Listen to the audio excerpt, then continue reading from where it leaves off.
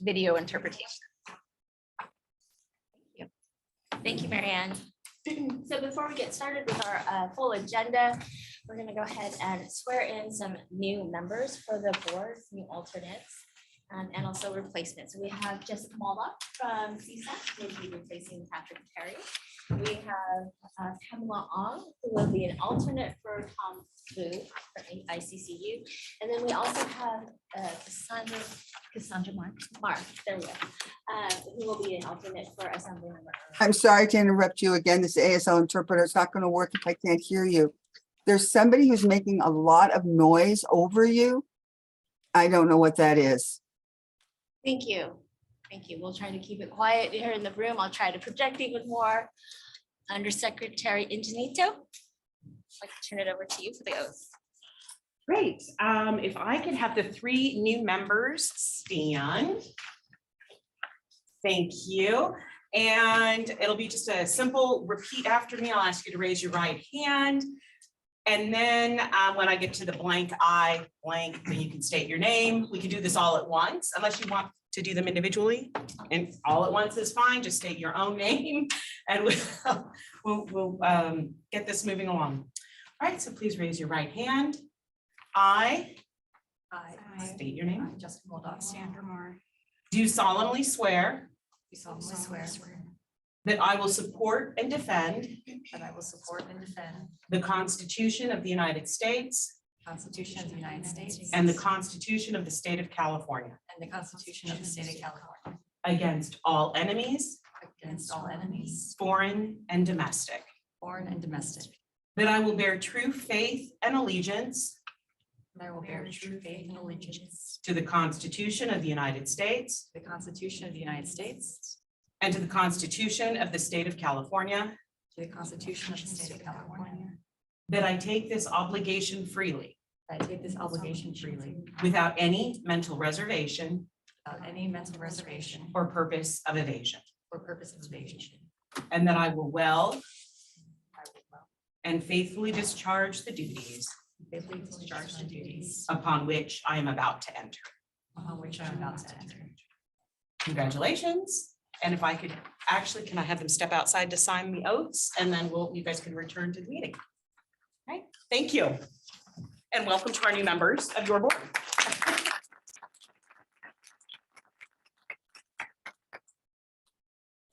We'll take a moment while we wait for the members to return to the room.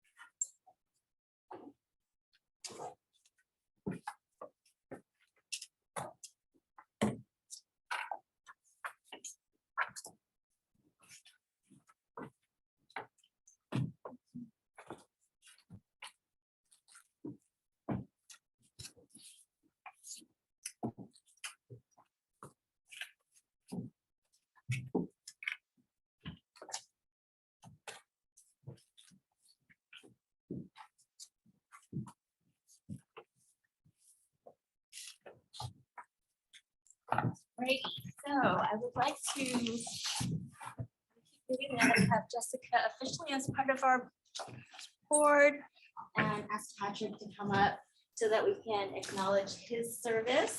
I have a certificate of appreciation here for Patrick and ask you to hold it. So somebody remarked that, this is very representative of what we're trying to do here with the transparency around the glass. I think it's a wonderful symbol. And we really want to thank Patrick for his service in our inaugural year, but also for his work on the work group during the planning process. That was a whole 18 months, I think, like hundreds of meetings, lots of public participation. And Patrick has had over 30 years, 3 decades of public service. Correct. Really, 35. really hard to measure that in cell phones, right? Maybe we have to measure that in like, how many cars was that? Well, when I started, there were no cell phones. Technology changes. Through your tireless efforts in an extensive leadership, CSAC, CSU, community colleges, you've been a tireless champion for data systems that really help to improve the lives and outcomes of students. And you've brought that expertise to our board and brought that voice, right, about connecting data systems and really trying to do our best work as in public service. So we really want to thank you for that. You've also had some experience with national organizations, IPEDS and NSC, National Student Clearinghouse, right? So for all of that expertise, we're really going to miss you. Thank you. So thank you and congratulations. Thank you.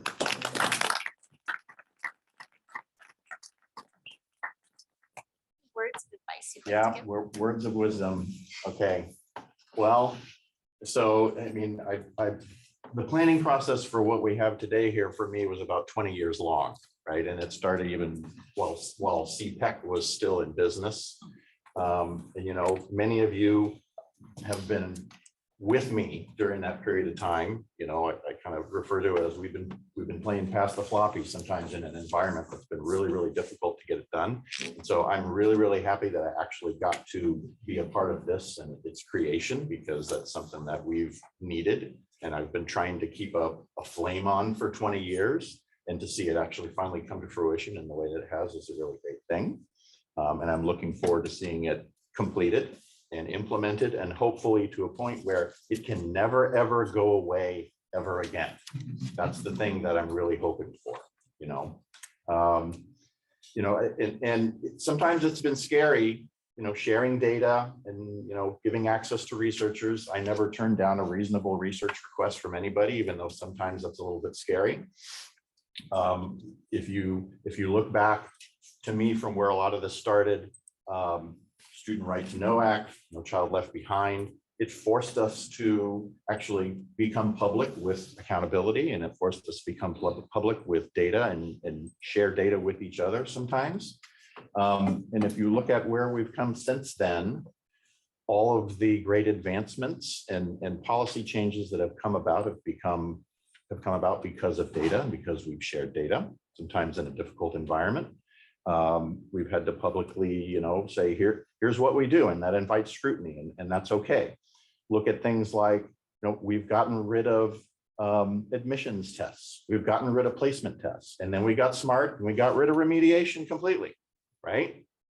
We know the college going rate of high schoolers. We've completely revamped how financial aid is going to be distributed in the state. We know where the teachers are created. We now know where they actually work inside the K-12 schools. So the list is actually endless of things that were once sacred cows from a policy standpoint that we've actually changed because of data, because we've been able to share data amongst ourselves. And so I think the best thing you can honor me with, both with this, is to just keep it alive and get it done and keep it continued. And so I thank you, everybody. And I won't be far in case you need me. I'll be always happy to help. So thank you, everybody. And thanks for many years of working with me.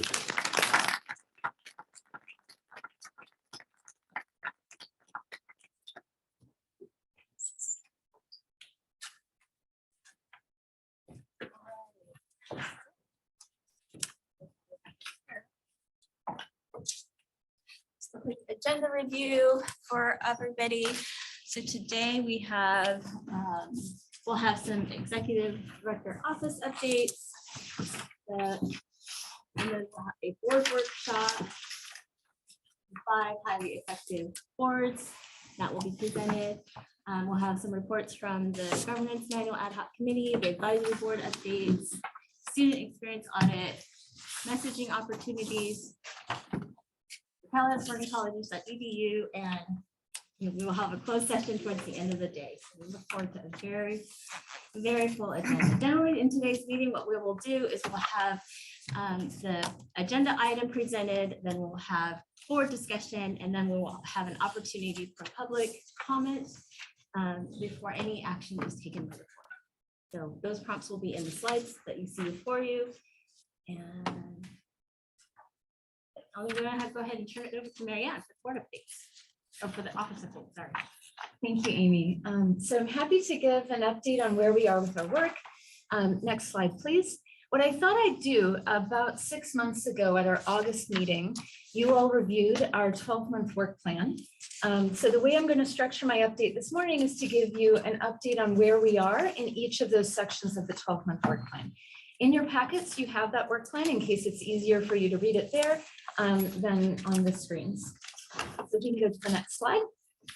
The first page of the work plan was all about planning related activities. You can see we're on track for these. The one part that has a bit of a question mark is on your role as a board in renewing and approving a strategic plan. In the statute, this is something that describes you doing annually. And our next agenda item, the workshop that LRI is leading, and your potential action on creating an ad hoc committee on strategic planning is an opportunity for you to think about the timing of that and how to implement that in this year. Next slide, please. The budget request. So one of the things in the prior slide that you reviewed, remember in August, was a budget request, and I'm happy to share that was included in the governor's proposed January 10th budget for a total of $4.89 million in additional funding, which includes 10 positions for our office. So we're very grateful for that, and thank you for your input on that. Next slide, please.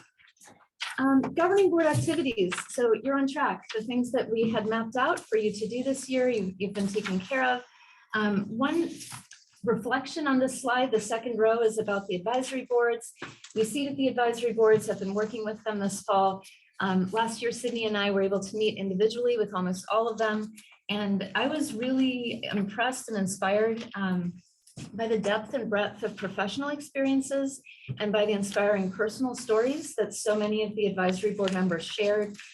They've been showing up and getting the work done in the meetings, and it's been really wonderful to see their commitment to our mission and the collaborative nature of the work. So just a reflection on the process of appointing and seating them works well.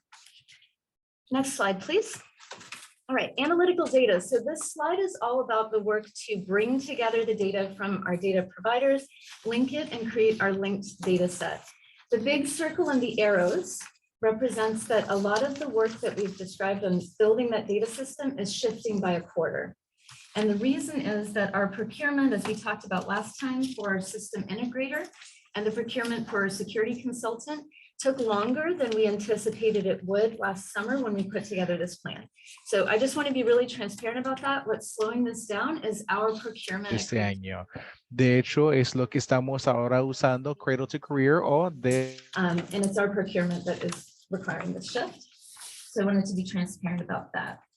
Now, in the next slide, I'm going to dig into a little more detail the different components of what's on that page. So we have a number of relevant procurements. Last time we met in November, I shared with you that we were almost done with the system integrator procurement. We now completed all 4 stages of the PAL process. We've brought our system integrator on board. They're working on a daily basis with Dan Lamery and our team, who's our director of data infrastructure. So that's in place.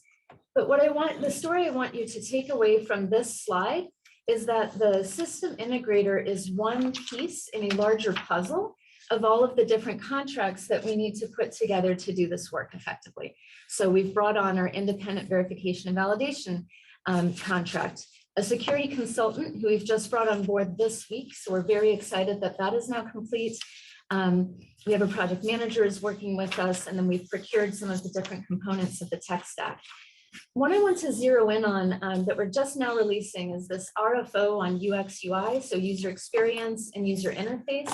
This is going to be a really important complement to the rest of these contracts, and that this is how we're going to do the work of ensuring that we're doing user testing, working with people across the state, ensuring that what we're building is actually usable and useful across California's diverse communities, the young people, the families, the professionals that we all want to be able to use the tools that we're building effectively. The other thing I wanted to clarify, because I've gotten questions from some of you, is around the board's involvement in the procurement. So there's language in AB 132 that you can point to that describes the role of the office as being responsible for the procurement as it relates to the data system. And we will look to further clarify communications on this if you get more questions. Next slide, please. So the next thing I want to share is what we've been using internally to keep track of the many different steps that it's going to take to receive and integrate the data across our many partners. So I'm just showing you the blank one in a moment, and then I'll fill it in. So along the left in the rows, you can see all of our data partners. The last one, IND, stands for independent colleges and universities. And then here are the different steps. So identifying our liaisons, meeting with the technical teams. And then towards the right in orange are the actual steps to transfer the files. So next slide, please. This is how we're keeping track of this. As you can see, we've made great progress in meeting with the different partners at each of the relevant entities. Our technical teams are connecting and working with each other. So kind of a key takeaway from this is our teams are collaborating, we're making progress. This is complicated and requires a lot of steps to do well. And the key next step before we move forward is that review of our security protocols that the security policies task force that we convened when we last talked at the board meeting. Each of our data providers, their CISOs, the information security officers, are in our task force meeting with us about every 2 weeks. And once our protocols are finalized and their review is complete, that's what will then open the door to receive data from our data partners. So just wanted to share this quick update. I do want to flag that a couple of our data providers like BPPE and AICCU with the independent universities, those are scheduled for later phases of the data system. And so some of that work we've described as on hold because it doesn't make sense to go into detail on that just yet. All right, next slide, please. Teacher training and retention dashboard. I wanted to give an update on where we are for this project, which we've discussed at our prior meetings. So just to refresh our memory, last year when we met around this time, we discussed the scope of the dashboard. And then in May, we discussed launching task forces to refine the data definitions, which then happened over the summer. In August, we included this dashboard in our work plan for this year. And then as you'll recall from November, one of the things we discussed was a need for clarity on process for adding data points to the P20W data set. Because over the summer, as we were working on the data definitions, it became clear that to build this dashboard, we need some data points that are not yet included in the P20W data set. So that's why there's kind of an asterisk on that part of the work plan and a note on the P20W data points. And the work that you're doing today on the governance manual and that we're doing with our data partners in the coming months to then clarify the possible data points will enable this dashboard to move forward.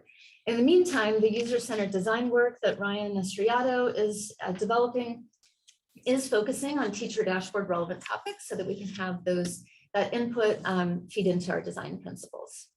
And then the plan is to give a more detailed update on it from all involved parties in May, hopefully with some significant progress on the next steps on this. Next slide. Okay, operational tools. So as you know, a key priority for us at Cradle-to-Career is scaling practical tools for students and families and ensuring that people know about them and can use them. So we have an afternoon session where we'll be talking about this specifically as it relates to California colleges.edu in greater depth. So I'll save most of the conversation about that for then. But I did want to note one piece. So in the bottom row, you can see e-transcript and we put a little star there. You may have gotten questions from people, as I have. We've had a lot of conversation this year around California colleges.edu, how the state has invested in that platform, is making it available for free to districts. But there's a second operational tool named in AB 132, and that's e-transcript California.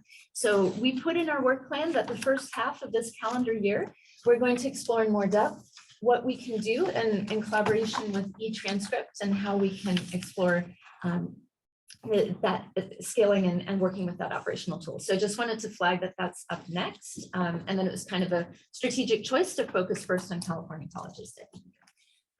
Next slide, please. All right, engagement. Big picture on this, before I dive into the specifics, communications and engagement is a really important part of our work. It relates to our value of transparency. It relates to the values of equity and access, ensuring that people know about what we're doing and can provide input in it. So what I wanted to do is to take a step back and share a little bit of the big picture of how we, and especially Shannon Serrato, our Director of Engagement, are thinking about this work. Next slide, please. So big picture, and as you can see in the work plan, we're planning in May to have a more comprehensive communications plan for your review. So at our next board meeting. But our goal is really to ensure that Californians know about our work, find it useful, right? See themselves in the process and can take action based on what we're building and the information that we share. And so some of the ways we're thinking about this is to start by defining clear communications objectives, defining key target audiences and customizing messaging, identifying opportunities for input and feedback, setting target metrics for reach and usage. I think this is really important. As we build out our website and build tools, we actually take note of what is being used and accessed and how, ensuring accessibility and setting inclusive norms for communication. And one more reflection is that this communications and engagement work matters. That's also reflected in our request in the budget request for 2 more senior positions, one focused on legislative affairs and one focused on communications, to ensure we have the senior staff on our team to be able to do this work effectively. Next slide, please. We have a couple relevant procurements. So as you can see from this morning's conversation about ASL and Spanish interpretation, we are aiming to make our meetings and our materials as accessible as possible in multiple languages. We've also recently completed a contract for website design. Our website is a known issue. We know that it's hard to navigate and it's hard to find things on it. So I'm happy that we've now been able to complete that procurement and we'll be able to work on a revamp of the website. Next slide, please. Some of the other components we've been working on, we got feedback from you, the advisory boards, and the public on some of these elements. So what you see here are the 2 finalists for the logo, and Shannon will be working with our graphic designer to refine those further. And we also got feedback on kind of what versions of our name and tagline resonate, and California's Cradle-to-Career data system. No surprise there, it resonated the most, and connecting data and insights to advance equitable futures. So some of this foundational work we wanted to do in tandem with then getting ready to overhaul the website and launch more strategic communications projects. Next slide, please. So we've presented at a number of events here, a few highlights since the last board meeting. I also wanted to flag, we continue to get great engagement with the community conversations. We have them about once a month over the lunch hour. Each time we usually have a few dozen new people who've never attended a prior Cradle-to-Career event sign on. And if you look at our news page on our website, there's a nice blog post that we put together on our community guidelines that was based on feedback from those community conversations that share how we as a team plan to show up in meetings and how we plan to engage with people. So please feel free to take a look at that. Next slide. Office operations. So we've been making progress on setting up our office as a brand new state entity. And one piece I just wanted to highlight, we're working on negotiating a lease for permanent space. The renovations and the move are going to be a bit later than was initially projected, so that'll be towards the end of this calendar year or early next. We plan to move into new space and hope to be able to use that space for meetings like this, for your meetings, for community meetings, and have a really nice kind of hybrid capable space where we can have our meetings in the future. And in the meanwhile, we continue to be very grateful to the foundation for letting us use this space here. Next slide, please. So as a part of building office operations and building the team, we developed staff values as a team. And this was really an engaging and fun process with our team to develop these 5 core staff values. We joke that, we really don't want this to be like the corporate values in a Dilbert cartoon, but really something that we use and that informs our decisions on a day-to-day basis.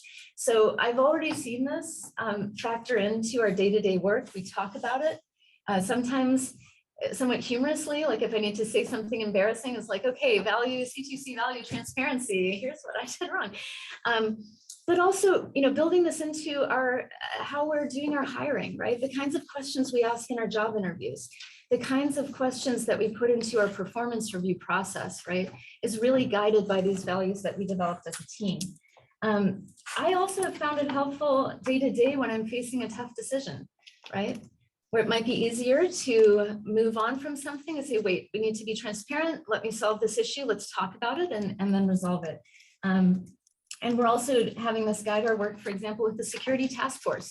So one of the members pulled me aside after one of the last meetings and said, you're being far more transparent than is typical in these kinds of chat processes.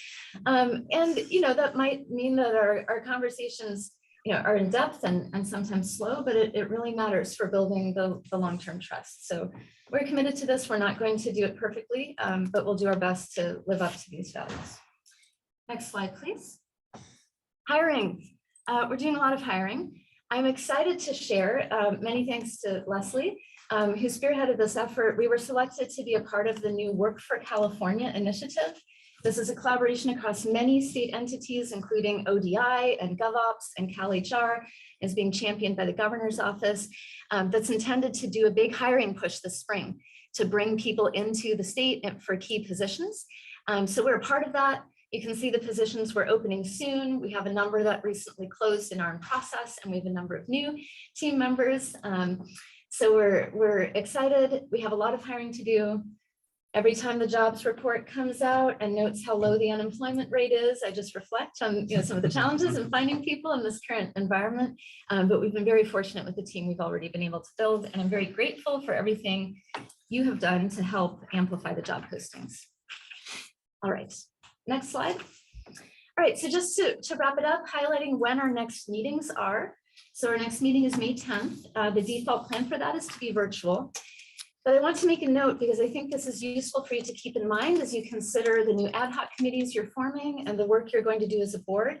As of July 1st, we will be back under in-person rules for Bagley-Keene, unless action is taken in the meantime. And what that means is that not only these meetings, but also our ad hoc committee meetings will need to be in person.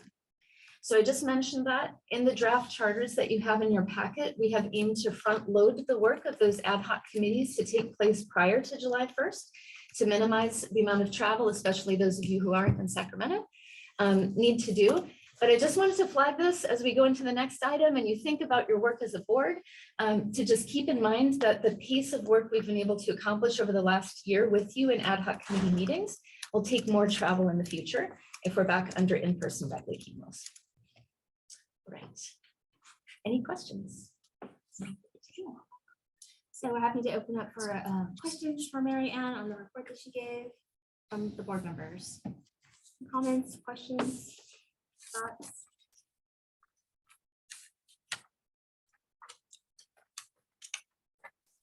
A lot of information tonight. Just a quick question to sort of pat ourselves on the back. You've spoken and you've met at a bunch of different places around the country, ECS and data quality campaign. How are people reacting? How are people sort of viewing the work that we're doing here? Very positively. So in the back of your packets, I think we actually tucked a printout of the data quality campaign's case study. They did a very nice case study that was released last year, and the subtitle is, from last to first. It's like the best subtitle you could imagine for our work. So people are really paying attention and they are noticing what we're doing in California. In particular, the inclusive governance structure that Cradle-to-Career has with members of the board being appointed members of the public with the advisory boards.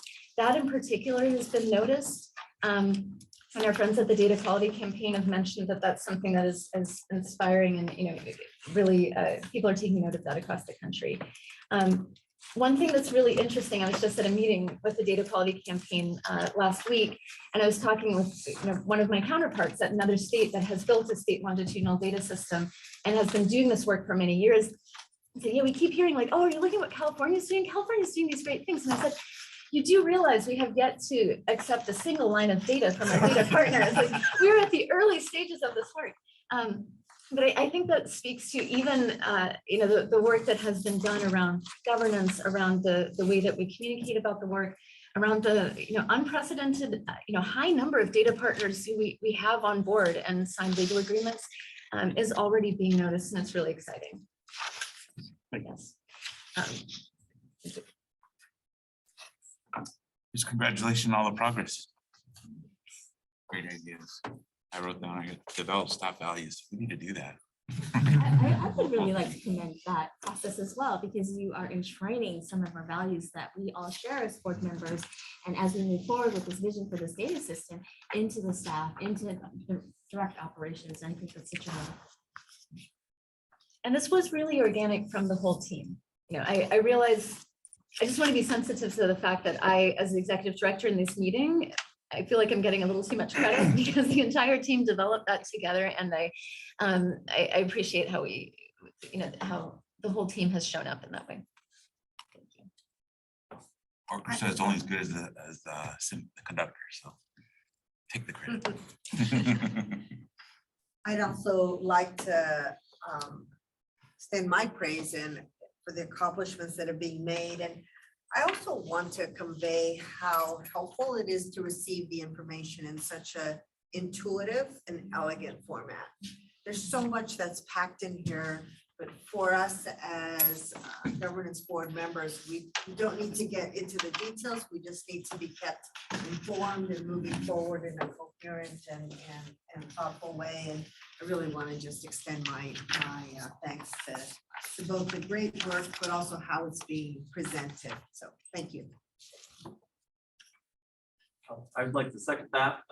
The support that we get from all the staff is great. And I also wanted to double down and say that as one of the data providers, the Chancellor's Office for the California Community Colleges has been especially appreciative of the staff that's been working with us on setting up the data sharing. They have been fantastic top to bottom. So I just wanted to say that it's been a great experience for us at the Chancellor's Office working with it.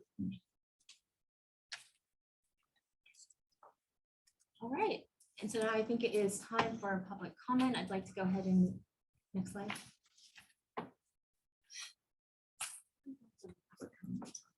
Okay, I just apologize. We're going to delay public comment until a little bit later. So in the next agenda item that we have is going to be led by Eric Douglas, senior partner of LRI.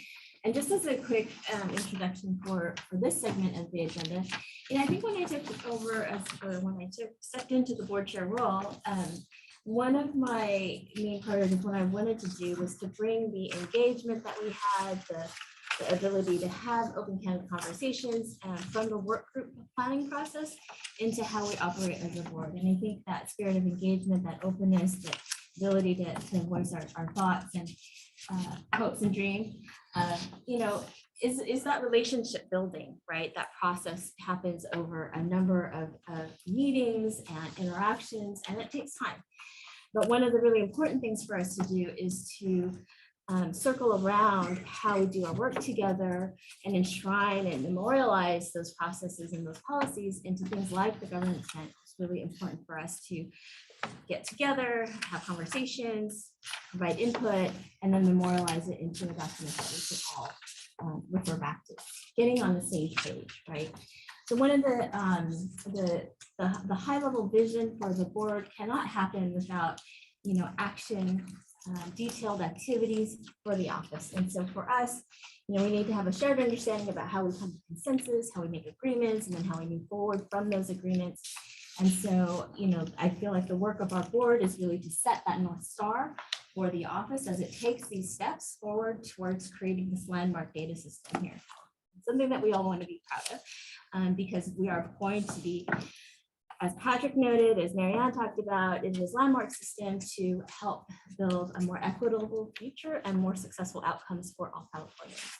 So to support us in that process, we have Eric Douglas here from LRI, and he's going to be walking us through these practices. I think as he calls them, the 5 habits of highly performing public agency boards. So we'll go through an activity together that will help us, I think, come together around our mission, our work as a board. And I think it'll be really helpful. Robert and I felt that this is a really wonderful opportunity to have a workshop here within this board meeting to help us come together. You know, Marianne, do you want to talk a little bit about how Eric and his team have been helping us? Sure. So just for context for all of you, our office identified a need to have more operational support and strategic input to ensure that we're effectively serving you as our large governing board, as well as our 2 advisory boards. So we put out an RFO for a governance consultant. We executed a contract to work with LRI, both for practical matters like hosting today's meeting, and also for the depth of experience that they have in working across many public sector boards. So we're thrilled that they're here today. I just want to make one note to the public who are listening in on Zoom. So we're committed to transparency. We always want to welcome you to listen in on what the board does. Parts of today's workshop are interactive and are going to involve board members working together in small groups. So for those of you joining by Zoom, the audio quality during that small group work is going to be poor because this room picks up all the sound at once. And so the Spanish interpretation, the ASL translation probably won't be possible during that small group work. But we'll do our best to broadcast the sound and provide that interpretation for the portion of this workshop where one person is speaking at a time. So I just wanted to mention that. For your planning, we'll probably wrap up this session around 11:30 when we'll move on to the other agenda items. So if you're listening in on Zoom, just wanted to give you that big picture framework for where we're going in case the audio is challenging for parts of this workshop. So with those logistics out of the way, I'll turn it over to Eric. Thank you, Marianne. So good morning, everybody. It's nice to be here with you. I'm Eric Douglas. I first want to just give a shout out to the other team members from LRI who are here. Jane Harrington is a senior consultant with LRI, and she's been instrumental in making sure all of the coordination of our meetings and this meeting are happening flawlessly. So thank you, Jane. Carrie Riley is an associate consultant with our firm. She's also been instrumental in helping to make sure that these meetings are well supported by LRI. I'm the founder of LRI. I founded it 25 years ago. I came out of a background of doing newspaper publishing and magazine publishing, and then had a role in some small startups. I worked with over 250 different boards and commissions, both not-for-profits and corporate boards, but mainly here in Sacramento, working with public agency boards, advisory commissions, advisory boards. Monday, I know you're here, and we've worked with the CSAC board on this very same workshop 4 years ago, so it's nice to see you. We've worked with Cal Sabers, we've worked with the Healthy California for All Commission recently, covered California recently on this exact same sort of set of principles. Again, it's intended to be an organic workshop where I'm going to present to you these 5 habits. We'll talk about them.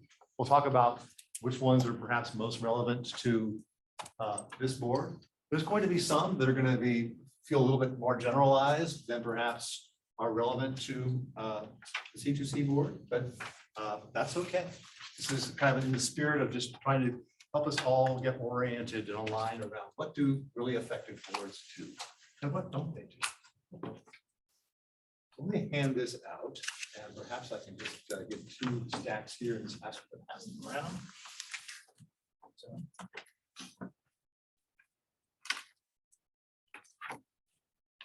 So just in terms of the next slide, please, Jane. So I'm going to ask you and us to describe these 5 habits, talk about these 5 habits. I had intended to perhaps have us conduct an assessment using a formal assessment tool, but I think in the interest of time, what I'm going to ask you to do is take that assessment after we're done here today, so that we'll send that to you as a link and you can take it. I think it's important for this board to have a baseline understanding of where it scores itself on these habits. And then we're going to go do this small group work activity that Marianne alluded to. We're going to get to small groups. I'm going to give you some dots. We're going to work on a dot exercise to identify on this chart over here behind David, the top strengths that you see for the C2C board, and also what you think are some key areas to work on. So that's our work, and we're gonna try to get that done. Okay. Any questions so far? Everybody with me? Okay, next slide, please, Jane. So let's go ahead and read through these habits. What I'd like to do is, actually, if I could, have you read these individual things out loud for me, just so we can all be hearing each other's voices. I'll talk a little bit about these habits, just in terms of what they signify from my experience. So without any sort of, John, if I could ask you, I'm gonna name the habit, and I'm gonna ask you to read the first bullet, and then Marisol the next bullet, and on down the line. So the first habit of effective boards is that board members cultivate the board as a distinct entity. John? Sure. Board members recognize the board as a distinct entity that governs the organization. The board directs the organization via the executive director. Individual board members do not direct the executive director or other staff except when authorized to do so by the board. Committees are advisory to the board. They do not direct the organization, its executive director, or staff except when authorized to do so by the board. Individual board members make it clear when they are offering ideas or suggestions that they are not binding on the executive director. Thank you, Sean. So this first habit is all about the unity of control. I'm sure many of you are familiar with that concept in board governance. It's just basically the idea that it's the board as an entity that directs the organization. It's not individual board members, except when authorized to do so. So it really just means fundamentally that when you have ideas or suggestions for what the organization should do, those need to be framed as ideas and suggestions. If you actually want to have something that's an idea or suggestion translated into a actual direction to the executive director, it needs to be in the form of a board vote, a board action that takes that up and directs the office to do so. So this kind of reinforces the formality of any board in terms of how it operates and operationalizes, if you will, its decision. It also says, I think an important point is that you direct the organization through the executive. You don't direct other staff, even as taking an action by the board, you don't direct other staff. You direct through the executive director. She is then empowered to further delegate to make sure that the actions and the things that you ask her to do get done. Any questions about this one? This sound like familiar territory? Checking for eye contact and kind of familiarity with this concept. Okay, well, so that's the first habit. The habit 2, the board focuses on results and on monitoring results. Let's see, where did we leave off? Wanda, could you do number 6, please? The board's job is to define the goals that the organization is to achieve along with measures of success. The board expresses its goals and measures of success in a written plan or policies. The board makes sure that there are clear delegations to the executive director. The board regularly monitors the goals it has set and uses measures of success, using the measures of success. Thank you. The board uses the monitoring process to identify ways to improve the organization's performance. So again, this is maybe just stating the obvious, but boards typically don't try to define like how the organization is getting things done. It's really focused on results. Like what results do we want in what time frames? And so in doing so, you keep your eyes sort of your minds lifted up to that level of defining the vision of success for the organization and communicating that in some form. Typically that's communicated either in the form of a strategic plan or specific board policies or directives that direct the organization to achieve those results. It's important that they are, again, supported by a board vote, board action. It's important that they are written down. And it's important that they are defined, that there are measures of success that are tied to it, because the more specifically you can be clear about the measures of success, the more clear the direction will be to the executive. So this will lead us, I think, today or later on, I think maybe already highlighted that we may be looking later on at a potential ad hoc to do strategic planning. I think when we conclude this workshop, we'll be turning to a potential resolution by this board to form an ad hoc to do strategic planning, specifically to focus on further defining and making sure these results are clearly communicated. Any questions about this one? Makes sense so far? These things sound easy as we talk about them, but not necessarily easy to do. It's not easy necessarily to have the discipline to stay at the board level and at this results level. I see a lot of people on boards really wanting to get down to the details of like, here's what we need to do. We need to have this staff member working on this thing, or we have this community event, and I want to have this community event, have this thing happen. And so it starts to sound like you're trying to be other, the executive directors of the organization as opposed to the board. And so it's just, it gets back to the hats exercise. You probably all in your own lives, in your other worlds, occupy other roles. This role is a role as a board member, where you're lifting it up, focusing on results, and then letting this performance monitoring process be the way in which you evaluate whether or not we're being successful in achieving those results. And if not, then there's a conversation to be had with the executive director about why not, and what can we do to get back on course. Okay, habit 3. I see Cassandra, I think we left off with you. Okay, so habit 3, the board ensures sufficient resources are on hand and that those resources are managed effectively. Meredith, can I ask you to proceed? The board regularly reviews the finances of the organization. The board helps develop and approves the organization's budget. Marianne? The board assures resources are sufficient to meet the organization's goals. The board assures an audit is conducted of the organization's finances. The board does not let individual board members or committees determine how money is spent. So this is one where I just, my own lack of familiarity with C2C's board probably will be exposed. And I apologize if this doesn't exactly pertain to C2C's board. So I will just turn to Amy or Marianne to just say, are all of these 5 principles under habit 3 relevant to the C2C board's charge? Does it review the finances of the organization? Does it develop and approve the budget, et cetera, et cetera?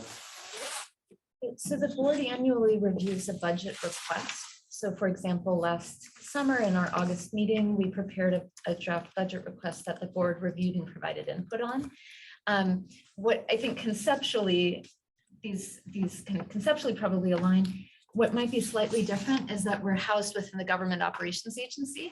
And so we fall under all of their protocols in terms of the state's typical processes for ensuring that our finances are in order and reviewed appropriately. So I think that's the one nuance, as opposed to say if we were a nonprofit organization with a nonprofit board. Or your own your own revenue generating board, such as Cover California, where they're actually generating the revenues they use to spend on their programs. So I think the point is still that it's part of the board's job to, and this is perhaps overly vernacular, not let its appetite exceed its stomach. In other words, the resources have to be matched to the organization's aspirations. And you often see boards say, we need to do this, we need to do that, we need to achieve this and that, and without a full appreciation of what resources or capacities are required to do those things. So the incumbent charge to a board is to be sure that as you're having conversations about what results you want to achieve, you're clarifying with the executive director, what does that mean in terms of resources and capacity? Do we have that? Or do we need to change the direction we're giving to you, or the timing of that direction, in order to make sure resources and aspirations are aligned? That makes sense? Again, this is one of the places where I see organizations sometimes get warped in a weird way when boards aren't fully kind of familiar with these resources and capacity questions and why it's important to you. Any questions about this one? Thank you, Marianne, for that clarification. All right, let's move on. Habit 4, the board develops itself so that it can effectively serve the organization's needs. Okay, so we left off, Robert, you were the last one, so Jerry?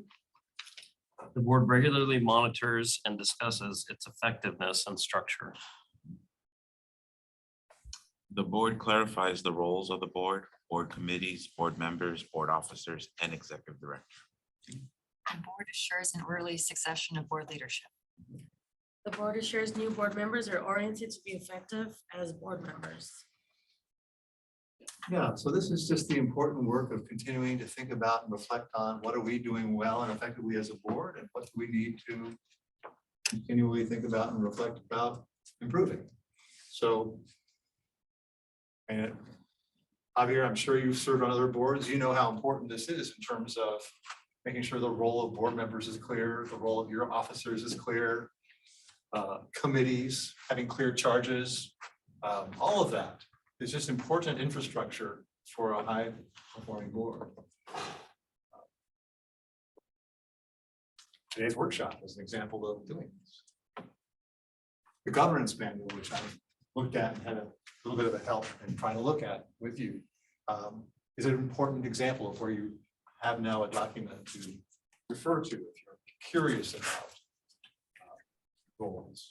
So these are all good things the CTC board is doing, but I would just argue that highly effective boards are regularly doing things like having an assessment each year of how well are we doing against, say, these 5 habits.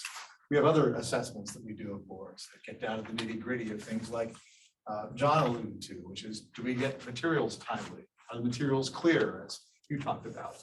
Do we have the resources to be able to understand what our role is, et cetera, et cetera? So I think it's important that we develop together some form of regular assessment of the board if we want to be a high performing board, and use that information, right? Not just take the assessment, but actually look at it, reflect on it, and talk about what we're proud of, what we're doing effectively, and what we're doing stuff. Any questions about this? This is basic habit.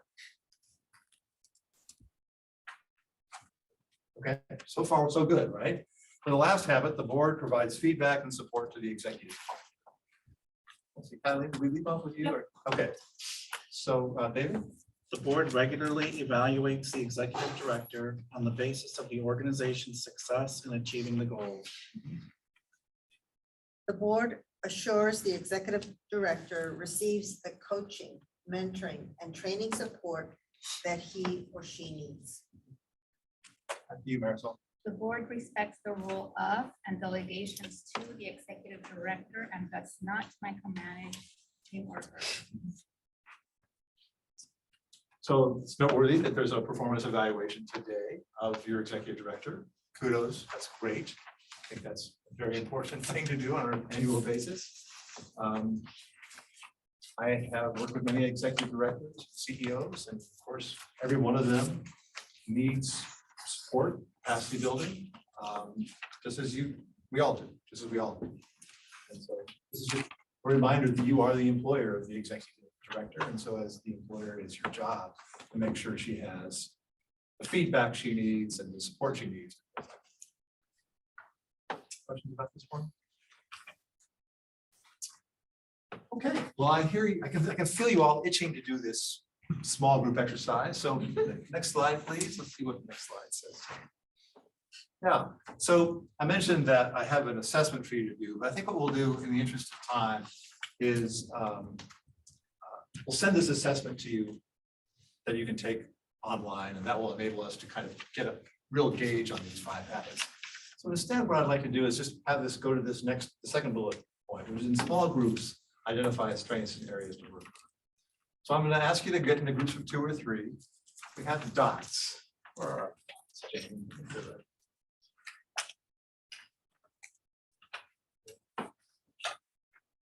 What I'm going to do is give you each 3 green dots and each of you 3 yellow dots. You don't have to reach consensus in your small groups. You can use your dots wherever you want. But when the time is up, we're going to go over here and put our dots over here on this chart on the wall. And so I'm going to have Jane go behind me and pass these out. So don't take more than 1 strip because we're on the honor system here. So again, yellow is for the areas of improvement. Green is for the things you think that the board is doing well. So what we'd like you to do though is get into groups of 2 or 3 and spend about 20 minutes just chatting about these habits. Maybe make some notes here. Maybe you have questions about them, like how do we do this currently on our board? So let me just suggest that perhaps this is a group of 2, group of 2, group of 2, we'll let you work together, maybe with Mary. Well, no, we'll have you work together. We'll have the two of you work together. Maybe the three of you could work together. Maybe we can have the three of you work together, the two of you work together, and the two of you. Okay? Is the exercise instruction clear? I want to give you about 20 minutes to work on this. Once we're at 20 minutes, we'll see where we're at and we'll go from there. Okay? All right.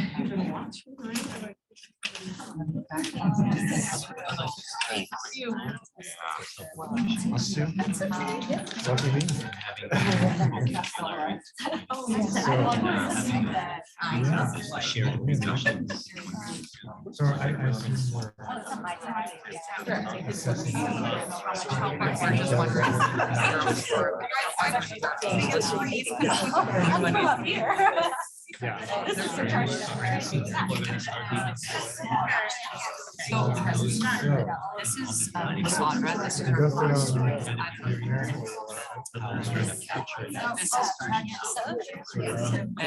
this is her first baby. Wesley. Did you work with Wesley? Yeah, so he did a lot of work.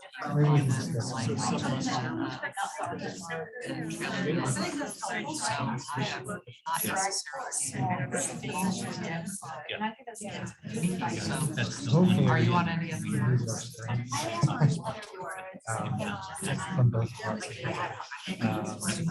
Oh, okay, so we're just like, we have sort of a set. I'm a completely different level of involvement on that. Get over here while you're, so you might be, I guess. Now the Yeah, a little bit more helpful, but some of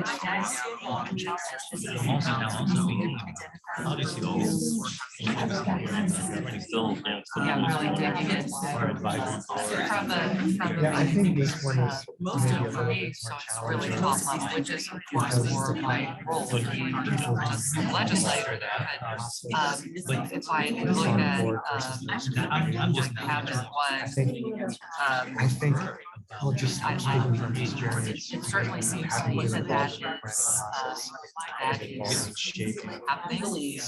I think what we, you know, what I look for at is I'm on city council in Nigeria and I'm trying to how problematic start. Oh, no, wait, that's wrong.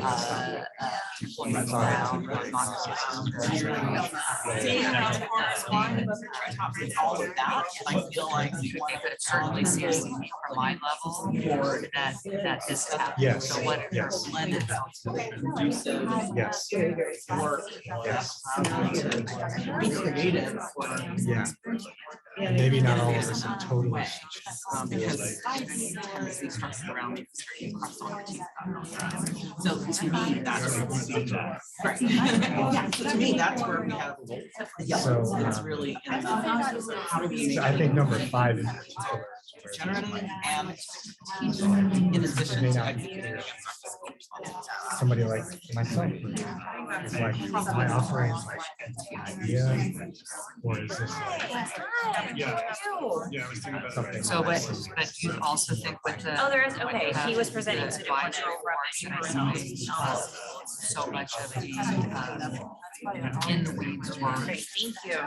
That you're able to, is that you're going up to the executive board and not directly to the executive director. Is that happening? Yeah, I think that. Yeah.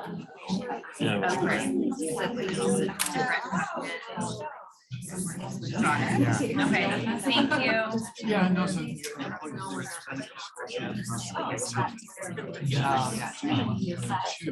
It's It's obviously one of these challenges is our work. So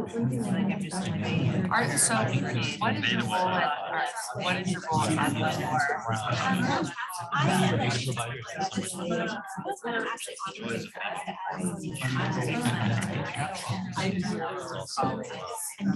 Oh, okay.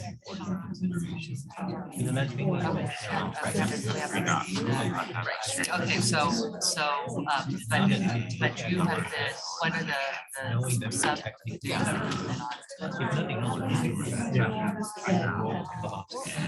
And I guess we don't have. I know that there's the consultation. We haven't really. My God, We have to push it to like a formal way. Developing budget. Oh, okay. I thought maybe there's something. Okay, so I guess that would be. We haven't even. Our resources. Yeah. I just don't know yet. Like how the board interfaces. Maybe that's more. Then we'll look back at. Is finance. Okay, so that would be the board focuses on all, you know, when we see all these. I think that's what the strategic planning process is.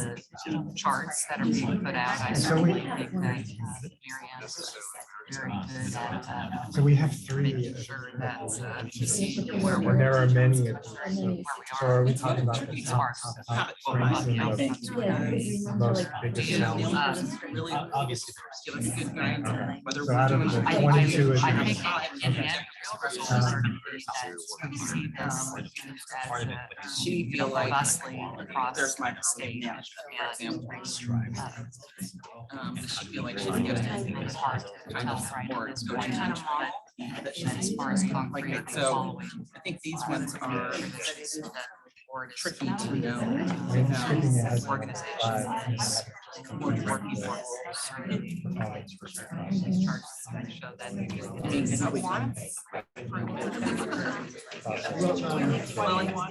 From a process. We'll have an opportunity. What is the timeline for the apologists? Because I saw that one was not.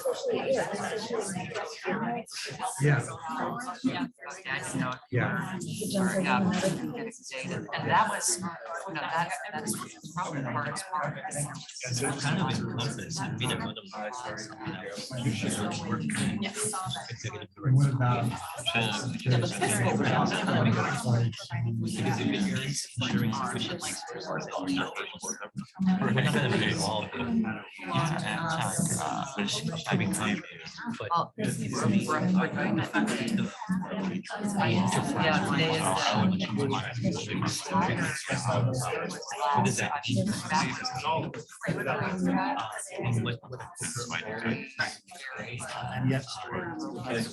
And yet.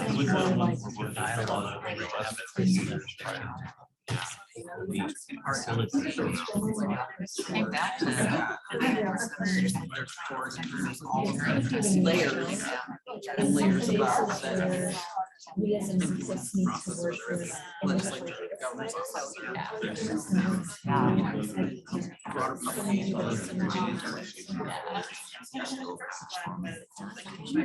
I'm really, one of the things yeah. Or we haven't defined. Well, part of it was, not the whole thing was like, Yeah. not the whole thing was not like. Yeah, but when she, her presentation, but it was, I would agree. also not one Like, that so Yeah, it's hard to separate. Yeah, no, I agree. I think that's representing other energies. Has there? Yeah, I mean, it's sort of a straight challenge. Because it's hard for us to inform the budget buildings of like, we have a lot of carryover. But at the same time, we are interacting.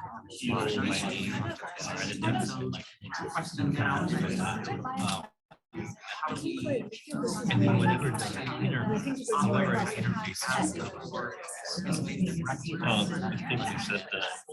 I mean, obviously. I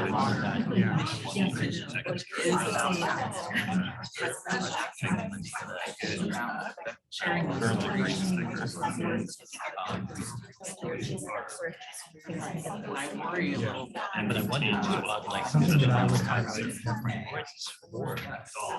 Or the expectation.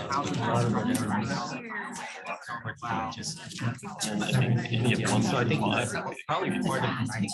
So that's what we're gonna see if you are actually accurate, right? If you have developed a process that not quite as, because in some ways the kind of laid out has. I think having four in general.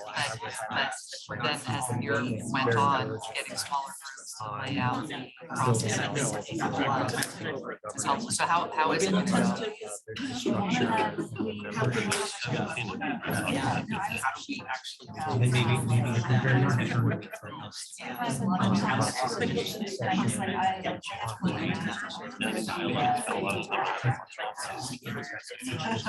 you'll be guiding. I would call that.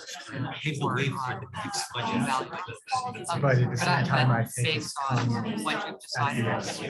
That's good that you're able to give us that feedback. Okay, so let's see if we have. Okay, well, I mean, certainly, but I think the finances. Last year, it's part of DevOps, and so we're not. But we see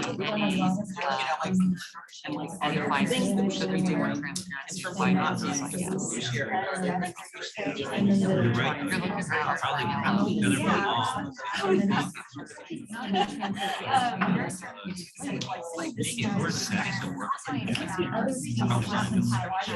That to me is the community part of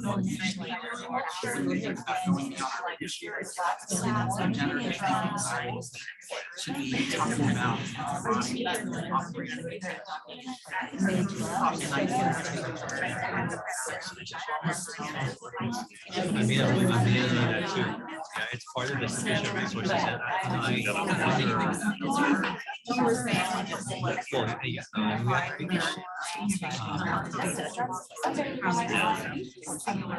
And have you on the subcommittee seen anything with the numbers at all? Because obviously, again, I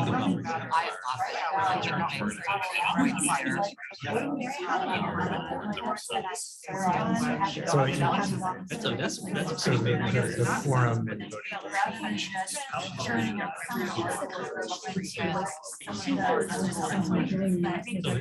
it's good that we're involved with these things. So that's, I think that's yeah. But it's also a good point. I think with a lot of these government departments, there's a lot of, well, you know, when you're working in government, you're hiring, so that's just very difficult to let go. And Not that's another necessarily one. running tight ship, but if you are looking at,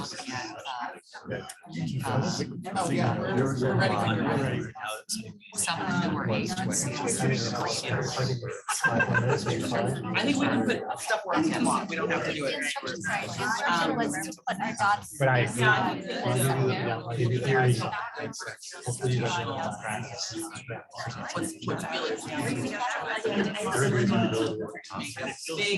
Oh, so we're all going at once. vote. Individual, okay, we're discussing, okay. No, that actually was never. So I think. You guys are 30, like 3 or 4 more minutes. Yeah. Yeah. great. No, that actually. From a, less from a. Everyone is so down. Nobody. Yeah. I don't Yeah. need, you know, Steve Baker. And I guess we were constantly. I don't know. I don't remember that. And so there's no. Okay, so I think we can wrap this up pretty quickly. Maybe give you 1 more minute just to kind of collect your thoughts. Remember, I'm asking you to individually vote.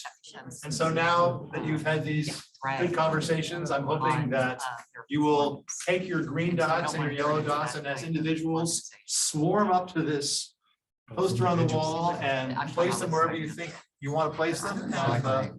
And then we'll talk about the results. So go ahead, if you feel ready to place your dots, go place your dots. Ready to swarm.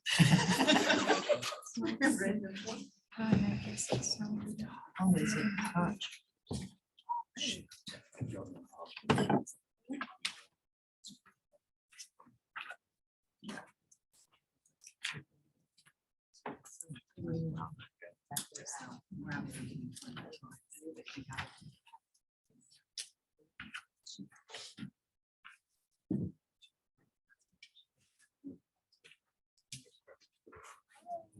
Yeah, of course.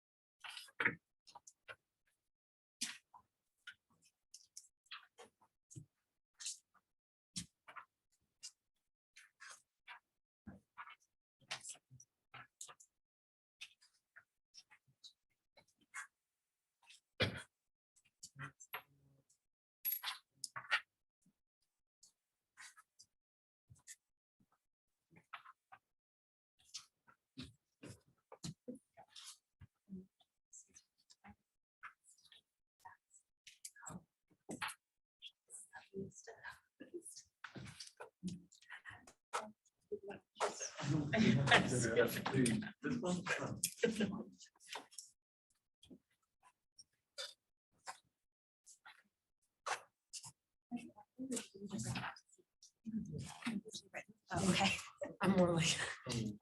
Yellow.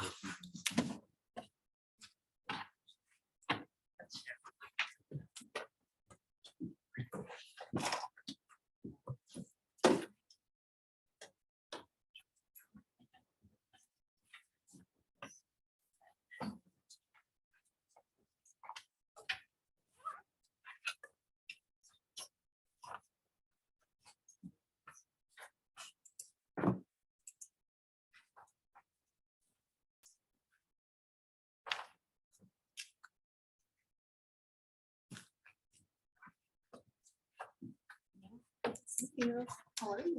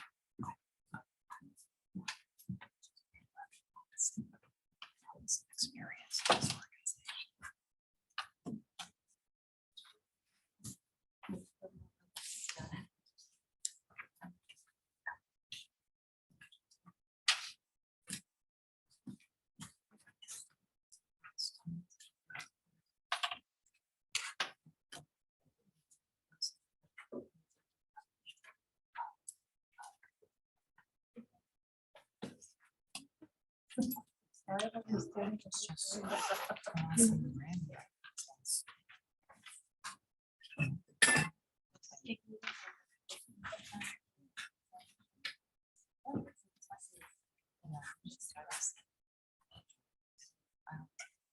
I think that was in the fall.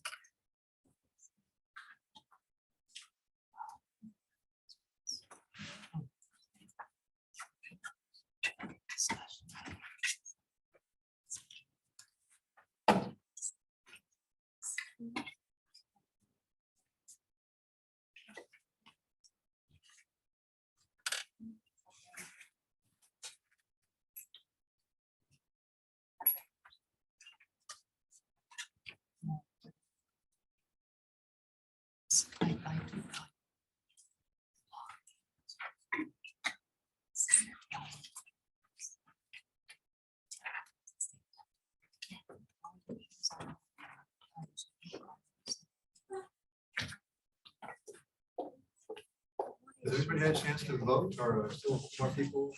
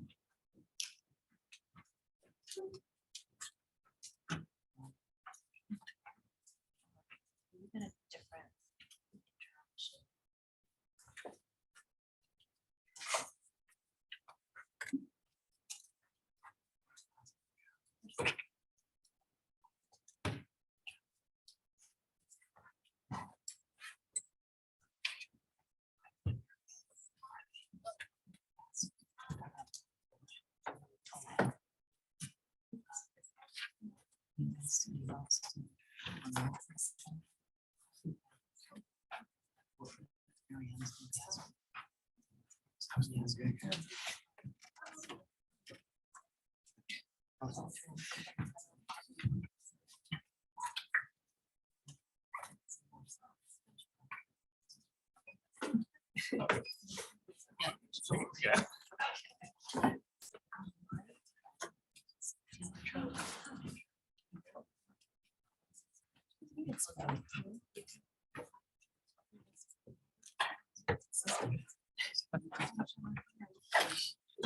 Yeah, that's. Yeah. Are you near the train station? Okay. I think we're getting close to being able to analyze the results of this exercise, which is great. Thank you all, first of all, for taking the time to do this exercise. I think it's already very illuminating to me, and I hope to you. So while Carrie is totaling the greens and the yellows, let's just start to talk about what pattern we're seeing here. First of all, let's go to habit 5. And habit 5 is kind of the clearest, most interesting result for me, which is habit 21. The board regularly evaluates the executive director on the basis of the organization's success in achieving its goals. Many green dots. So that's great. Right below it, the board assures that the executive director receives the coaching, mentoring, and training support that he or she needs. Lots of yellow dots. So great, already kind of an indicator of like, where could we make sure we perform better. Anybody want to talk about that just for a brief moment? Anybody who kind of talked about that particular habit 5? Any group? Share their conversation or insights? Yeah, Wanda. Just a little bit about habit 5, which is we talked about really needing and wanting to hear from the executive director herself about how well we're doing at habit 5. So I know we have other plans to be able to engage in that conversation, but I would want to know from her, how well are we doing in coaching and mentoring and supporting and training? So it's a little bit of a black box, I think, from my perspective, as to how well we're doing collectively and as a board in helping to support those elements.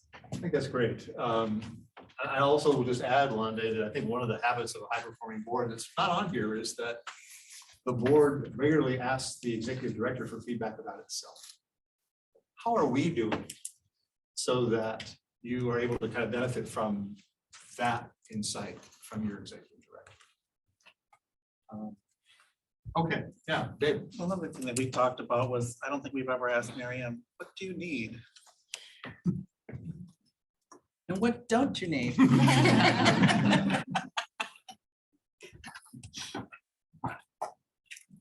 Yeah. Mary Ann, do you want to say anything about this habit 5? Yeah, so I appreciate the reflection. It's actually interesting to me how much consensus there seems to be in the dots. And I think this afternoon's conversation is a great structured way to start that. But also just opening the space and talking about it intentionally is really helpful, right? So perhaps you haven't, asked me, I also haven't asked you, right? So I think that this is just a great moment to say, do we want to create a norm where I can reach out, and what kinds of things should I be reaching out for? And what kinds of things can you offer? So I appreciate that.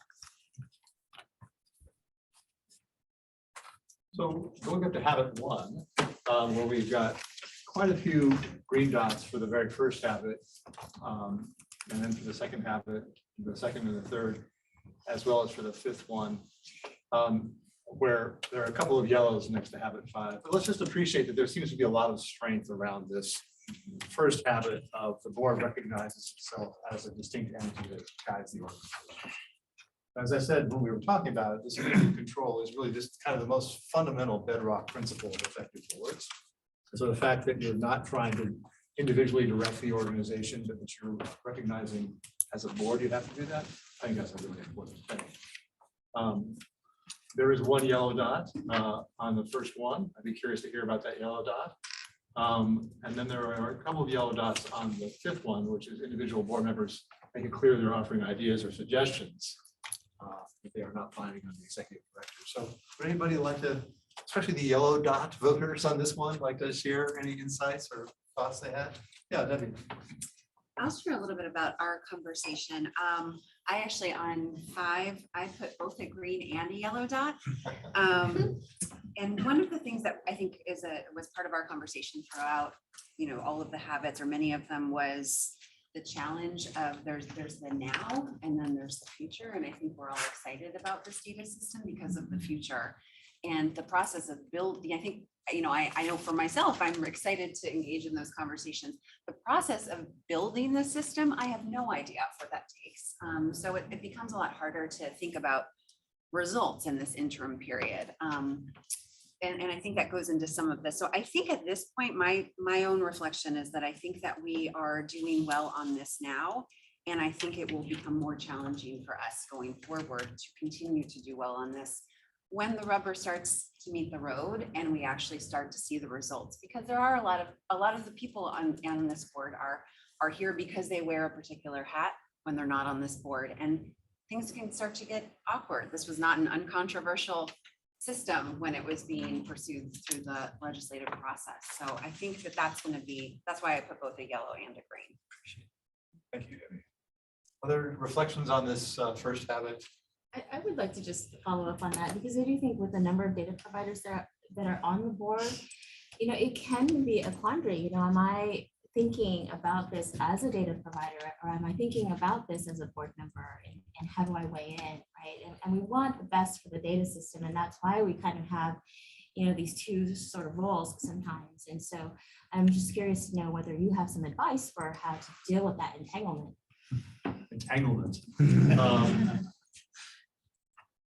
I do think it's a hats exercise, and we oftentimes will conduct an exercise with the board and say, let's just talk about the different hats we wear.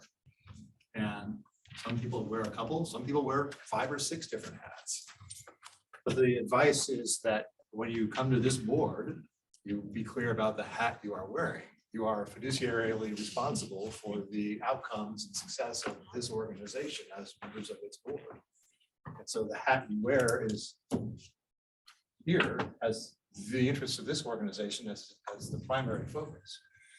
And so I sometimes think about this in loading order terms, Amy, which is the loading order should be what's the state's interest here? What are we trying to achieve as a state through the mechanism of California, of the C2C? What is this agency's interest? What are we trying to achieve through this organization? And then lastly, what am my other hats trying to achieve? So I think of it as loading order, and if you can kind of be asking good questions of yourself and of others based on that set of thinking, I think that gets to a good result. I also think about generative questioning and the power of inquiry on a board when I think about this, because if the more you're able to be transparent about hats and say, I have to confess that this is the interest of transparency, this value of transparency. I confess that I'm a little bit of, a quandary here because of the multiple hats I wear. But when I put on this hat of being a board member for C2C, here is the right thing I think we should do. What do you think? What are our goals as a board? So that kind of generative thinking and transparency, I think, is also hugely important. I think it connects with what Debbie was saying, because we're going to find ourselves at a crucial threshold point once products are out there, and the conversations are going to be very different. And with Patrick's departure this morning, it really helped me reflect on the fact that some people who were part of that work group in the planning process, we're going to start losing some people. And I think we have to be realistic about that. So how do we now begin to establish these habits so that we can navigate these changes? I think it's going to be a really crucial reflection point for us. I think another is, I don't represent a data provider, but I have to ask myself, it must be so challenging in certain instances for a data provider to be on a board like this because of the multiple hats. And so what can I do as a non-data provider board member to help build either the question strands or the safeguards to make it a safe space for us to have this kind of dialogue? Right? So I think as a board, we need to start developing these kinds of habits and cultures. And perhaps the strategic planning process, which we'll be discussing later today, will help. But just the sheer size too of the board, we have to acknowledge, and the fact that we have to get such a large number of votes to get things moving along is really crucial too. So these are the things that make this board very unique and very challenging at the same time. So how do we lean into that, knowing that this is who we are, right, as a board, and make the most of this as strengths as opposed to challenges. Any other last thoughts on this first?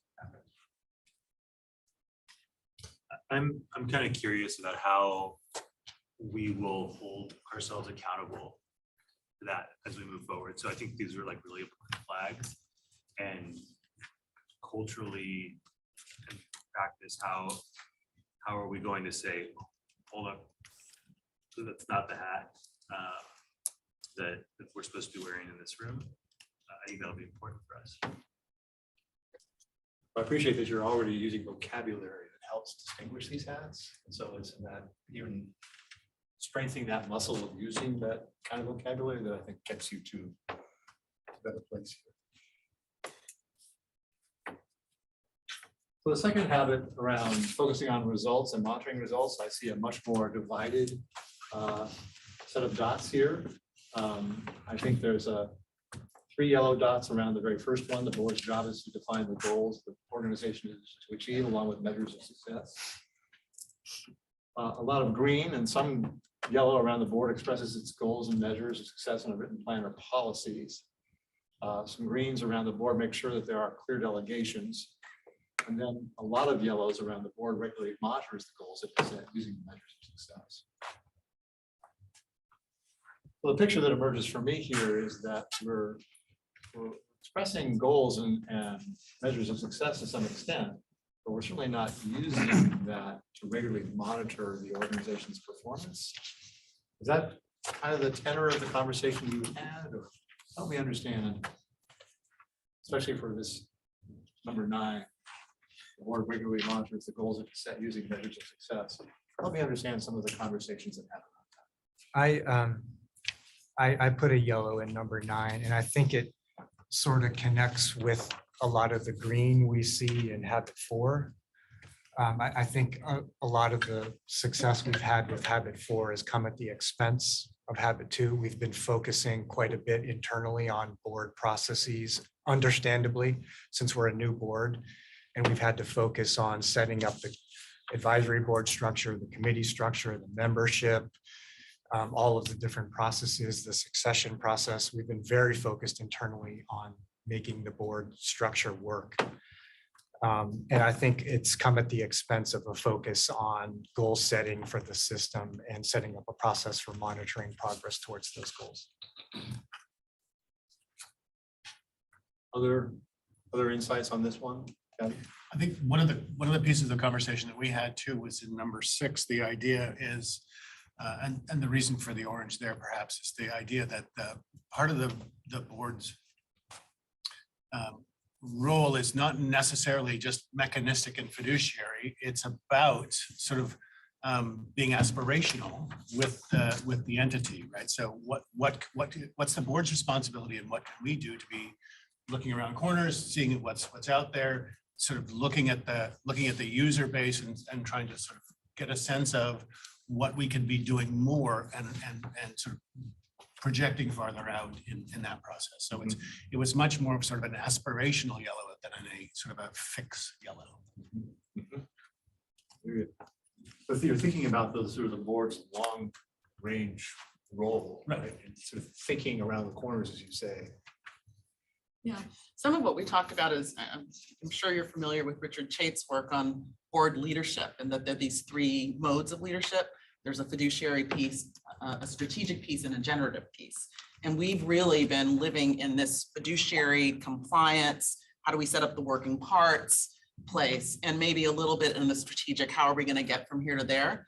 But we haven't really developed a muscle yet around the generative piece and how we are doing our job of flying above the trees, peeking around corners, thinking about opportunities, thinking about potential threats, thinking about what that means for this body, and doing that in a way that allows us to continue to execute in that compliance realm, but also allows us to support Mary Ann in doing the bigger pieces of work that allow us to be at the forefront of thinking about the uses of data and how it benefits the student and how it helps our institutions to continue to do their work and to get better.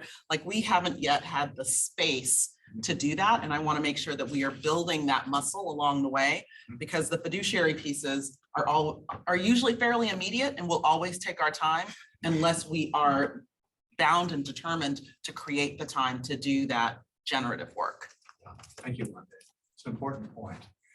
And of course, it goes right to the heart of what a board does is it does the work of these meetings, right? And so how do you carve out time in these meetings to do the kind of thing you just talked about? Anything else on this the second habit? Just comments, both on the elevator conversation up when we reflected, was the last time we got together the cupcake meeting where we were celebrating the data agreements or not. But really just the word results, it seems so simple, but there's such a range of what is a result. Was the data agreement that had the press release and a lot of fanfare a result, or in someone's head is the result really when people are using the tools and dashboards and so forth? So I think there's some threads to pull and tease out on what are the big results, what are the intermediary, necessary, sufficient, flying high above expectations results along the way. So there's nuance to that. And I'm not at all surprised that there's mixed colors on the board there. I think you raise an obviously important part of the strategic planning process is to both be time bound in terms of setting both short-term objectives, longer-term objectives, and results tied to all of that. Let's go on to number 3. So the board assures sufficient resources are on hand and that those resources are managed effectively. 8 yellows on the very first one. The board regularly reviews the finances of the organization, and then kind of even the 5 yellows and 2 greens on the board assures resources are sufficient to meet the organization's goals. I'm curious about this first one about habit 11 again on the board over here. It's habit 1 on the screen as we're watching. What was the nature of the conversation here?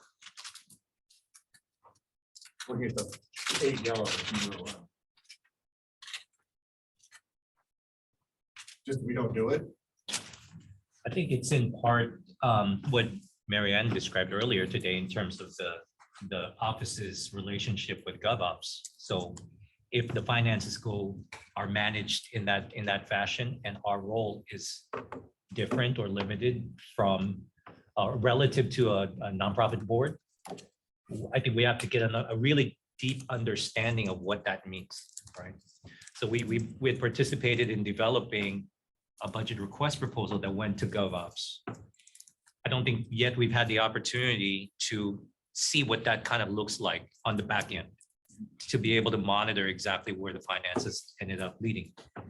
And then reflecting on whether we had allocated sufficient resources in that regard. So I think a part of it is defining what our role is as a governing board, knowing where the C2C office is within the state government, and then leveraging whatever that relationship might be to maximize our gifts and talents as a board to move that habit forward.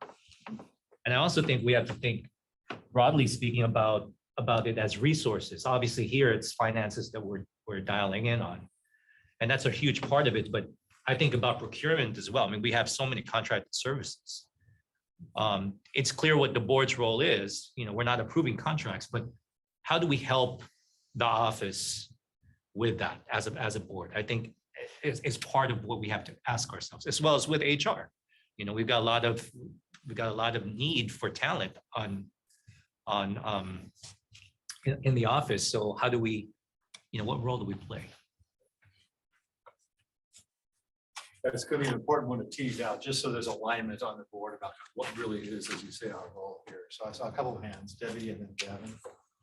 One other thought that I had when listening to Robert is, you know, I think we do need to think strategically about it. It's obviously not the same as a nonprofit board, but you know, this entity being part of the administration, you know, what gets into the budget is really going to be a statement of administration priorities, a lot more than anyone in this room really has to say. So I think that's something, I hadn't really thought about that previously, but I think it is something we can think about, because what we're really trying to do, even in weighing in on a BCP proposal, is, you know, is how do we strengthen Mary Ann's hands, right, for those discussions? Because again, it's not within our control, no matter how much we say, no matter how strongly we say it. But what we can do is think strategically about how to strengthen her position. Exactly. How to anticipate if there's going to be a gap in necessary resources, how to adjust the communications and the resource, you know, what are we promising to our stakeholders based on that? Evan? Actually, Debbie said essentially what I was going to talk about. I think part of our role too, just going back to the notion of sort of looking forward, is to look to the next administration and the administration after that. I'm reflecting on Patrick's admonition before he left. But it's also a question, for me at least, of sort of multiple hats and being able to wear them well. And that is the work of each of the data providers is also expanding because of the requirements of this activity. And with a robust interaction around budgetary issues, alliances, sort of this board speaking as an entity that does speak for the providers themselves, can augment all of the sort of needs at agency, as well as for the board itself and for the entity too. And I think the more we have cohesion around that, the more we can administration proof ourselves sort of going forward as a robust entity. Yeah, Carolina. I'm ready. I'm with Londa. I'm ready to go. So I have my list. So if you want to stay longer, to build on what we want to see and what we want to do. But when you say that, I think of, do you mean more of, there's decisions we can do that'll have not only impacts for students now, but fiscal impact as well. Like that's, I mean, it's that, do we get that much in the weeds where what's the greatest driver to, where do we start, right? So we look at, there's 3 agencies sitting together that have data that we can pretty much guarantee any college student that qualifies for CalFresh would now get EBT, which is federal funds, not even state funds, which would bring millions to our state, and not to say our students, right? And so I just think of when Londa talks about where do we go, that's where I think, what are we going to pick as the greatest driver in what we move first? And do we go after small wins? I mean, that's not a small win, that's a huge win. That's the number one thing our college students are facing is food and housing insecurities, right? So I think of that when we start to build what Londa was talking about, and Debbie, where do we go after? I think of not only impact for students, but fiscal as well for our state. And does that Is that what you're thinking, Gavin? Does that give that Yeah. momentum? Absolutely. So what Okay. we've festooned our goals and objectives on is exactly that.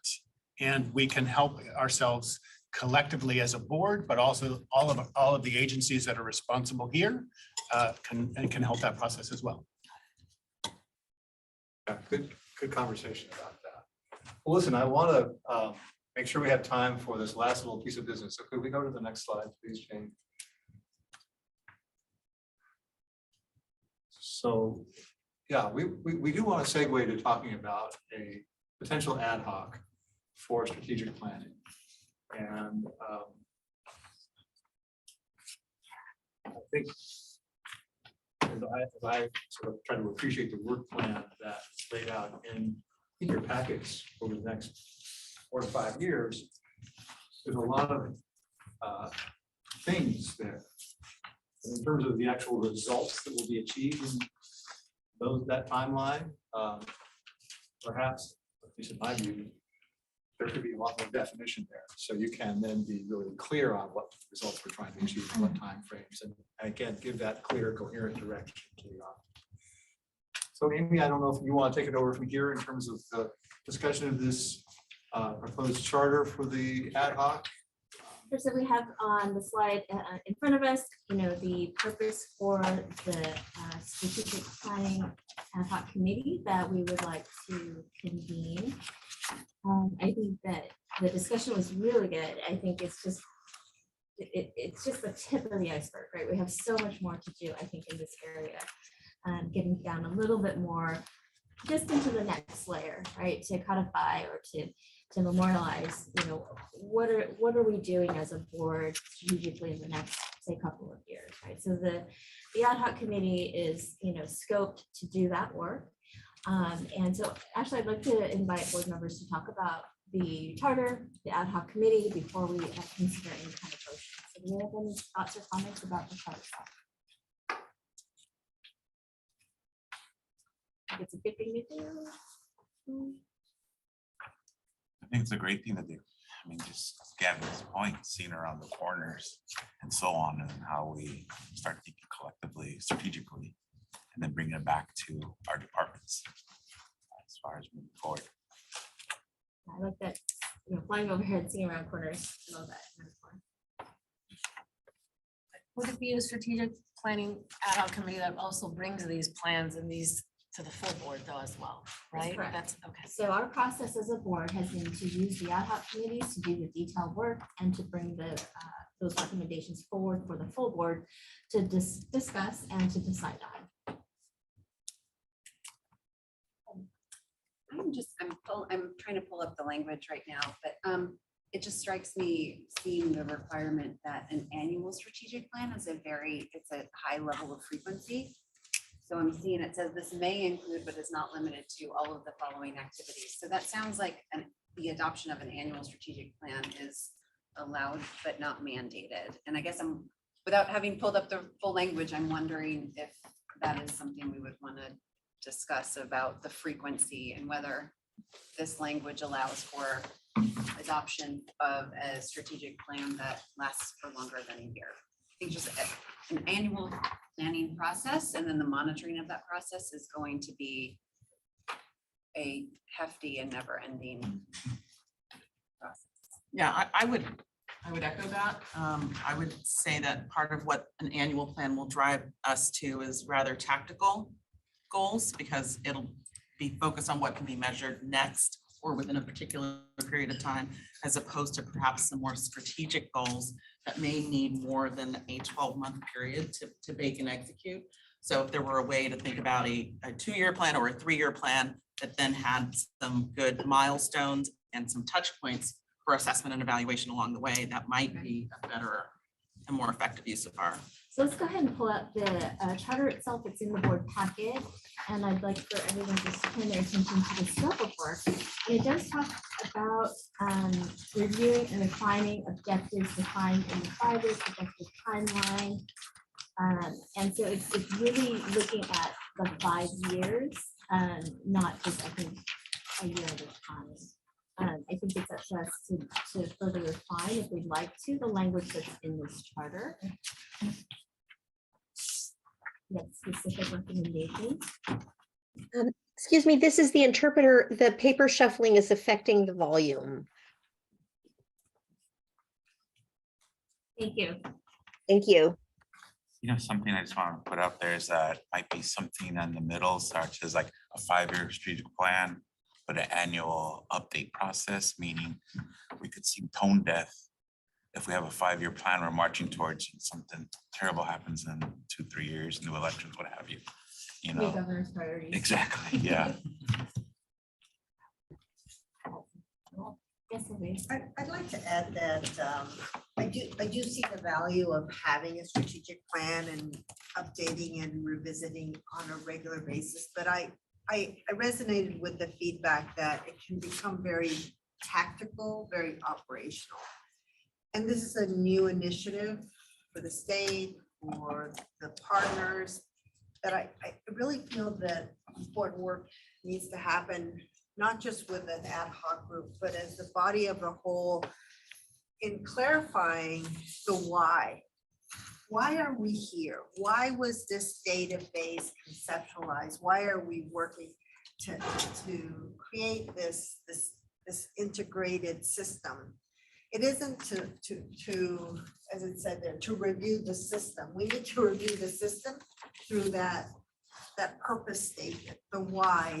And I think each of us have our own why. And I think it'd be really powerful to spend quality time coalescing and trying to create a shared why.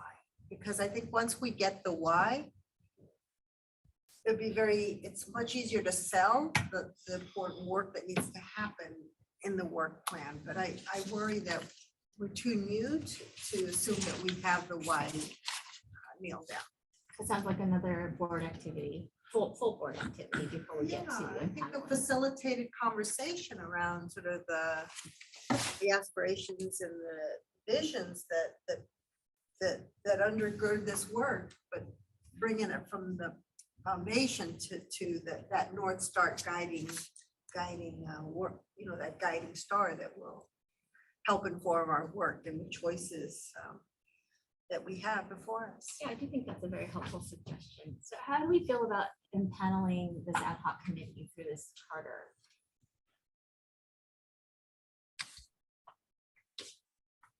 So, Amy, I have a question. Would part of the task of this committee be also assessing how we're doing with the strategic plan? Or is it just looking forward? Reading my document with as little paper shuffling as possible. I don't think that is fully clarified in the charter itself. But that is direction that we could give to the ad hoc committee as they convene.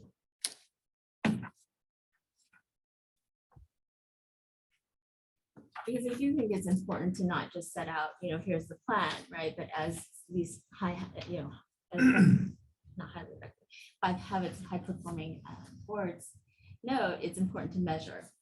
Right? And I think that all of us in here are data geeks at some level, right? So just it's sort of natural for us to want to see the quantification of those metrics.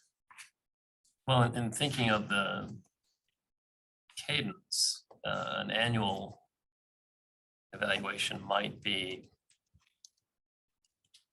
interesting, rather than, to look at the 3-year or whatever strategic plan that, if we're on the right path. I think those are all really great questions, and that level of detail, I think, is really good for the ad hoc committee to take up. And then provide for us a recommendation that we can then act on.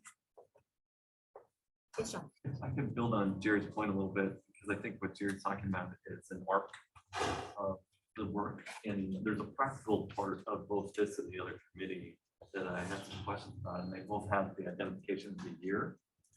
And is that meant to indicate that their work ends or sunsets at the end of 2023? Or are these ongoing committees? Because with this committee, this seems like that would be work that would go well beyond December and would have an annual process. the other committee, we're gonna be doing that every year. So I have some practical questions about why we were naming these 2023 committees. Is that an intention to say that these, we're gonna have committees that are going to be refreshed each year? Is that the intent of that designation? It is. I think that, you know, it's important to have sustainability through our work, but it's also important for members who want to get engaged with the different committees be able to do so. So for example, when we talk about later impaneling the advisory boards, thank you, selection recruitment committee, you know, that's an activity that actually is very time consuming to review those recommendations and to put forth a slate, right? So, you know, we have those that participated last year and others we want to participate this year. So that would be an example of something where we reconstitute at the beginning of the year, provide, you know, an updated charter, here's your scope of work, and that. But for this one, it would seem that there needs to be some continuity. We're going to take a look at that arc. It's not clear. Just to clarify, so based on the conversation, so I'm assuming like this eventual committee, should we go this path, is they will be free to determine for themselves. We want to first start with the why we're doing this and then determine themselves, and we want to evaluate our progress yearly. That they would basically have the freedom to do that or recommend it to the board. Yes. I'm also supportive of the formation of this ad hoc committee for strategic planning, but I just want to echo Sylvia's comments of the need to focus more on the aspirational, on the moonshot sort of goals of the system, and really to be really the bridge up to the state's priorities as opposed to the bridge down to like how it all gets done. And I think the how part, once we establish the aspirational, the why, and how it maps and bridges to the state's priorities, then we delegate the how to the executive director. And I think some of the language in the charter speaks more to the tactical and operational and also drifts a little bit into micromanagement. There's some language in there about how we need to provide specificity on, you know, what is achieved by whom and by when. And I don't think that's the role of the board or the strategic plan as we just discussed from. I think that the Yeah. activity today really helped inform us Yeah. of, you know, where this charter might need some additional work. So how about we do this? How about we look to create the ad hoc committee, and as its first task, ask them to revise their charter to incorporate the discussion that we've had today. Would that seem appropriate? In that, sure, Suzanne. So is it typical for a governing board to be the ones to develop a strategic plan for an organization? Or is it more that the governing board would, like the staff would bring a strategic plan, the governing board would weigh in, or like, you know, adopt it, review it, make comments? I haven't sat on a lot of boards, it's like my second board, so I'll defer to other members here who have maybe more board experience. Well, from LRI's perspective, certainly the executive director and other members of her team need to be involved in this ad hoc's work. So it shouldn't be just seen as purely board driven. But I think it's important for the board to ultimately own the strategic direction for the organization as Habit 2 describes. So I think this dovetails very nicely with the idea of Habit 2 that we just discussed. I like that idea of the board owning the board's strategic plan. So I'm going to attempt again to ask for a motion to convene this. Oh, I'm sorry. I ahead of myself. So we do need to ask for public comment before we take action. So members of the public present in the room may do so now. Those attending virtually who want to comment should send a message via the Q&A function to indicate your interest. During the public comment period, you will be unmuted when it is your turn. You will have up to 2 minutes to comment. Please note that while C2C intends to promote transparency, C2C board members and staff are not required to respond to public comment. Additionally, the board may not discuss or act on any matter raised during public comment that is not included on the meeting agenda, except to place the matter on a future meeting agenda. All right, it seems that we do not have in-person public attendance. We'll move to see if there's any on the virtual.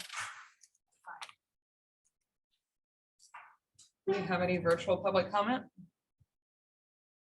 At the moment, there are no requests for public comment via Zoom. Thank you. I'll give it another go. Okay.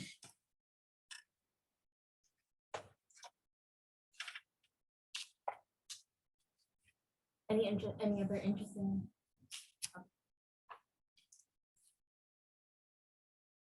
So I'm going to go ahead and move on to requesting a motion to impanel the ad hoc committee for the strategic plan. So before us, we have a draft motion that we'd like to consider, and I will need a first and a second.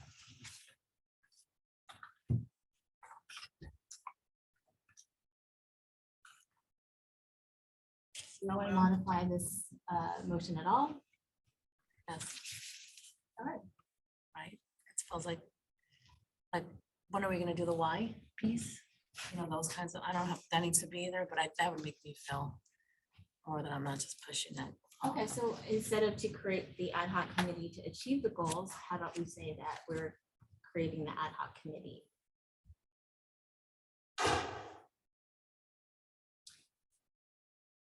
What if we said to create an ad hoc committee to determine how best to achieve the goals? It seems like that's what we're thinking would be the first step, that they're going to take this conversation and come back with more of a plan. Almost like the committee for the committee. Right? Defining the intent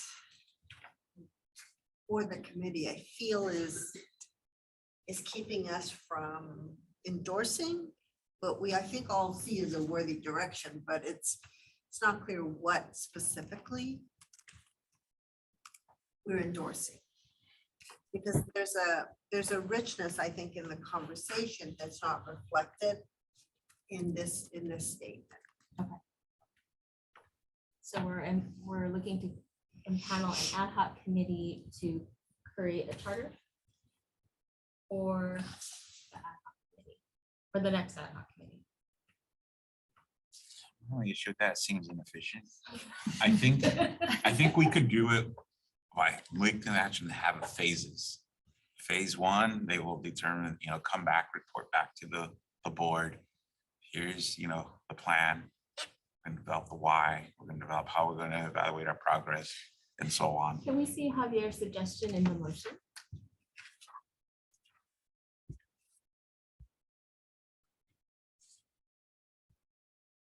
So Jane, if I could suggest perhaps just some language, we had enumerated subclauses to create it. We say to create a strategic planning ad hoc committee, and then a colon, and then one. That will first. So just take all the language out until we get to this first.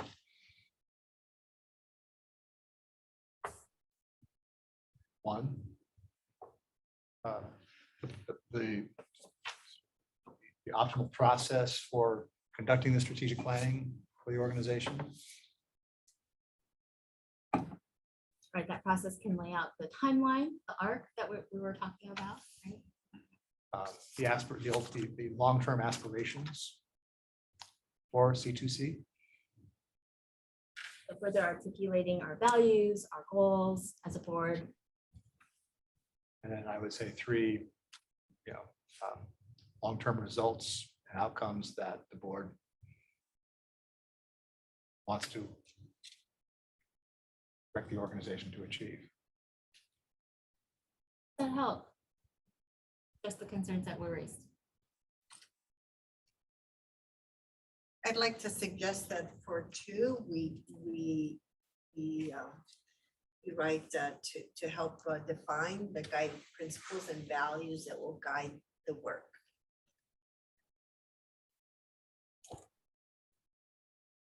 Yeah, I agree. The more explicit we could be on that, I think the better. And I would remove long-term. aspirations, his values need to be present. Their foundation. Yeah, exactly.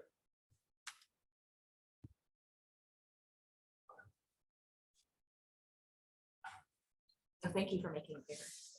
in the beginning. All right, so how do we feel about this, that's sort of rewritten? Can we be more specific on data, say not just results, but data outcome results? Like what specific data points, outcomes or goal, I just more deep, I feel like it just needs more for me, needs more detail of like, we're gonna get to not just process data, but outcome data goals. But this kind of like what I tell our students in elementary, what problem do we want to solve? That's specific, right? And number 3, so I don't know how we could write that, but that's for me, I want to see the data outcomes we're going to get from this.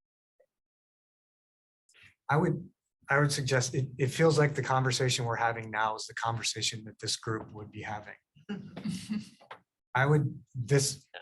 Having so much wording now may seem great now, but it could be binding in a way later on that could be constricting. I would suggest something very general, like to create a strategic planning ad hoc committee to develop a charter and set the strategic direction for the system.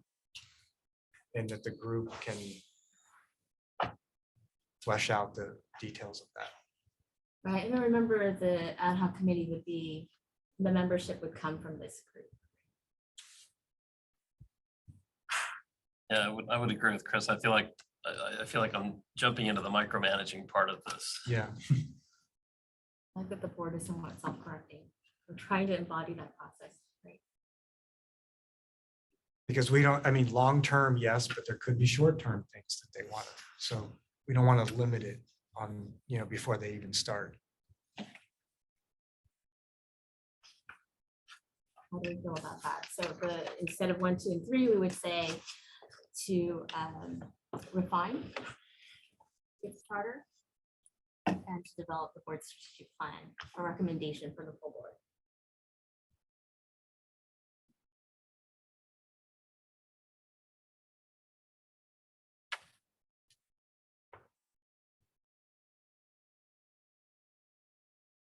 And then this will be brought to the full governing board to discuss, adopt and decide. I think then for the opening sentence, maybe to get rid of to determine, maybe to, develop and bring to the full governing board for adoption and To provide recommendations.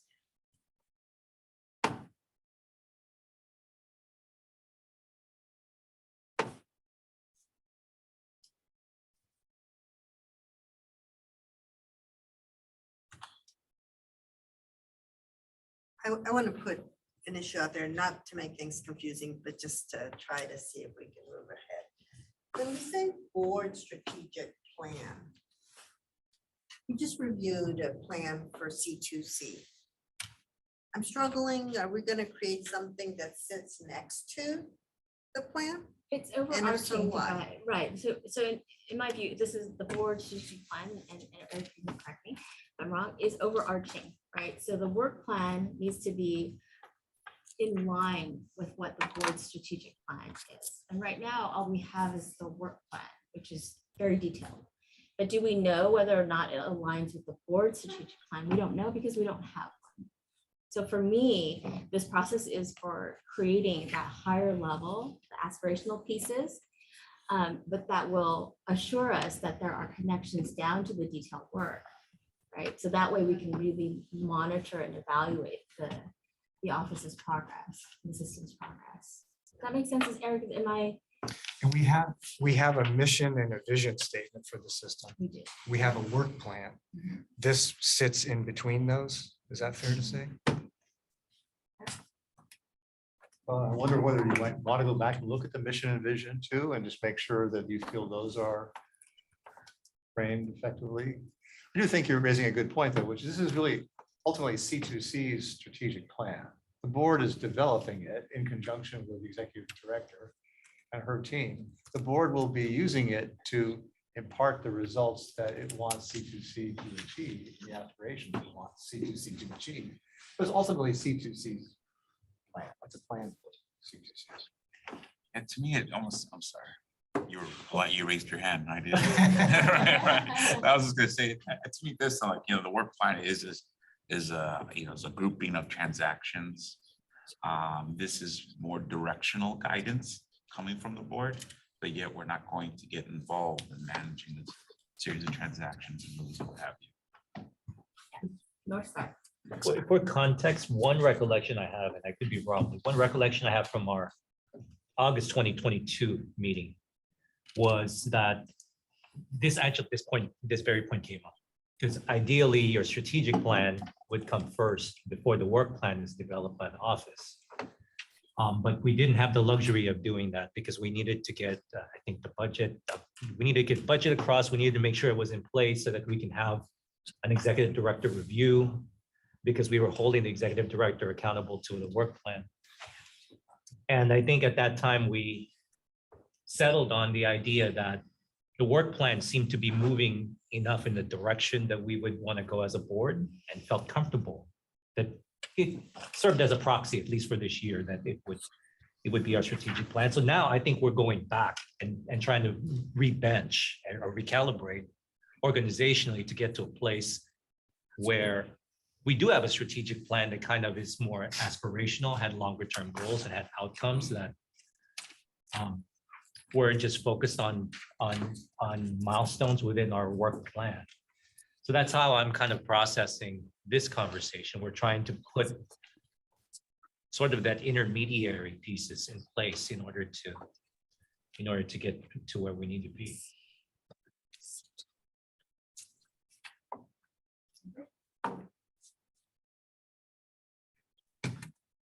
All right, so back to the work at hand. Let's take a look at the slide and see where we need to go for the motion. So I hear two options on the table. One is to refine this charter and develop a board strategic plan. The other is to provide recommendations 1, 2, and 3. How about we say to refine the charter and conduct board strategic planning activities? A little bit more broad. It can encompass revising that charter, and it can encompass actually having the work product of the strategic plan. It can encompass the ability to capture metrics, benchmarking against the work plan. It's a bit more broad. I recognize that. It may not address the details of the conversation that we've had today, but again, we're asking for board members to be impaneled to this ad hoc committee that can carry the work forward. We would be comfortable in trusting our board members to do that work. Could I ask you to speak up, please? Thank you.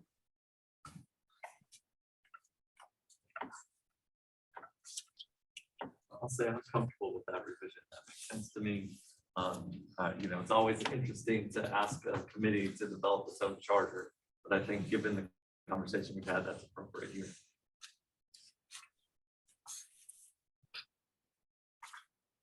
And when there's been a question about the term board strategic plan, which now that I think about it, is it the system strategic plan we're talking about?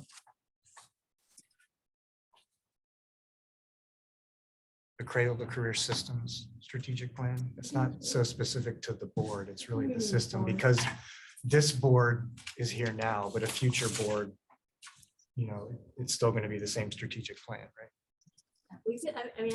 I feel comfortable either way. So if it's helpful to remove board from that statement, just to make it broader, I think that would be, I would. Yeah, I think that's an important distinction. I agree. I'd like to pick up on Catalina's point that maybe it's not a strategic plan, but it's a strategic vision. It's this aspirational articulation of where we want to take this so that we can start to prioritize projects informed by the strategic direction, not a plan. To me, it feels very confusing to think we have a C2C plan and then this other thing that is also a plan. could be in direct conflict, but if it starts to articulate a strategic direction, strategic priorities, then it can inform the work plan. The two plans feel like we're gonna find ourselves in a collision. Okay, so we're removing the word board and. But I like, I removing- mean, you, removing this the is word your work, flag. right? This is. Well, this is certainly a world that I live in a lot. I do think removing the word board from this language of the motion is important because I think it is broader than the board. With regard to kind of the things you're talking about, Sylvia, I believe that that's all incorporated into the language that's in this first statement now. The strategic planning activities would include making sure that this syncs up effectively to whatever work plan process is there, so it's not duplicative or. And also, I think you've all indicated a desire to kind of get to the aspirational whys here. And so that would be part of this work. My own opinion is I think this first sentence, though, is broad enough that it gives plenty of latitude to the committee to figure out exactly how best to scope its work so that it complements the work of the executive office. All right, so would we be willing to consider that first statement as the motion and delete everything else?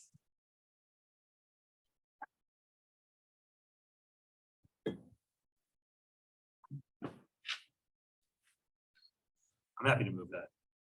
Thank you, Sean. Do I have a second? Seconded by David. Let's go ahead and move into a roll call vote. Londa Joseph. Aye. Sylvia Alba. Aye. Marisol Avina. Aye. Catalina Cifuentes. Aye. Debbie Cochran. Aye. David DeGear. Aye. Sean Ella Rivera. Yes. Amy Fong. Aye. Chris Bergielli. Aye. John Hetz. Aye. Jackie Irwin. Aye. Sujin Jess. Aye. Meredith Lee. Aye. Jessica Moldoff. Aye. John O'Hanian, absent. Pamela Ong. Aye. Gavin Payne. Aye. Michelle Reyes. Aye. Javier Romero. Aye. Robert Tagorda. Aye. Jerry Winkler. Aye. All right, so with 20 for I and 1 absent, motion carries. Thank you. So before we move on to our next agenda item, let's go ahead and take a 5-minute recess.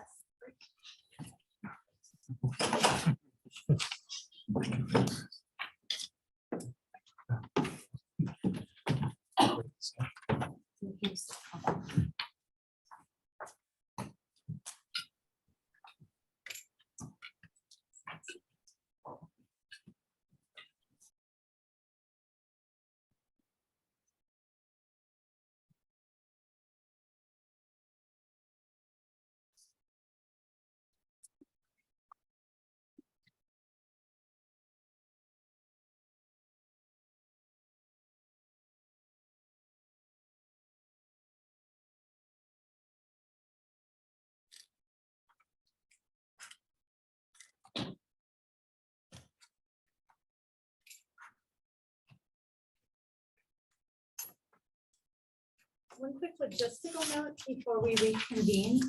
Let's all try to project our voices a bit more. It's hard for our note takers and for the public to hear us if we don't. So, reminder to please project.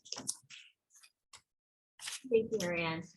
So I really appreciate the conversation that we had and the engagement that we had over that last agenda item. So just a quick note to close out that particular item. You know, those of you that are interested in serving on that ad hoc committee, because we have a nice succession process in place through our governance manual, please email Robert Tagorda if you would like to volunteer to be part of that ad hoc committee, and especially if you'd like to provide leadership for that. I know that the charter right now says that Robert's going to be the chair, but he's going to be the chair of the board next. It's got some things to do. So our next agenda item is actually on the governance manual item, and unfortunately that item is between us and our lunch. I'm going to turn it over to Deb. Thank you. As the chair of the ad hoc over the governance manual falls to me to describe the activities that we had and took place. I get the next slide, please. I'm going to read off of this in case folks can't see exactly what's up there. We met 3 times in 90-minute meetings to discuss a number of changes. If you recall, at our November meeting, we decided the board tasked us to discuss the following items. 4 topics were describing the process for approving additional data points, providing more specificity in the process for selecting advisory board members, moving the timeframe for electing the incoming board chair to August to allow for appointments to happen first, and reviewing and integrating recommendations from the proposed advisory board's governance manual edits ad hoc committee. Yes. As I said, the ad hoc committee met 3 times with each 90-minute public meeting, providing opportunities to review and edit the draft text. We did a bunch of work to Amy's point earlier about the work of the detail is in the committees. We did a bunch of work in terms of reviewing, editing draft of the text live with opportunities in between each of those meetings for folks to go back and reflect and see if there were other changes that were needed. The members of the committee, and I thank them all for sitting through all of those meetings, were Chris Hertwellig, Meredith Lee, myself, Robert Tagorda, and Jerry Winkler. Amy Fong graciously sat in as well as an ex officio member in those meetings, of course, and went forward. Can I have the next slide, please? The advisory board governance edits are these. Basically, number 1, to align the language on responsibilities. And as I say this, I'm holding up the big document that was in your packet with all of the detail in it.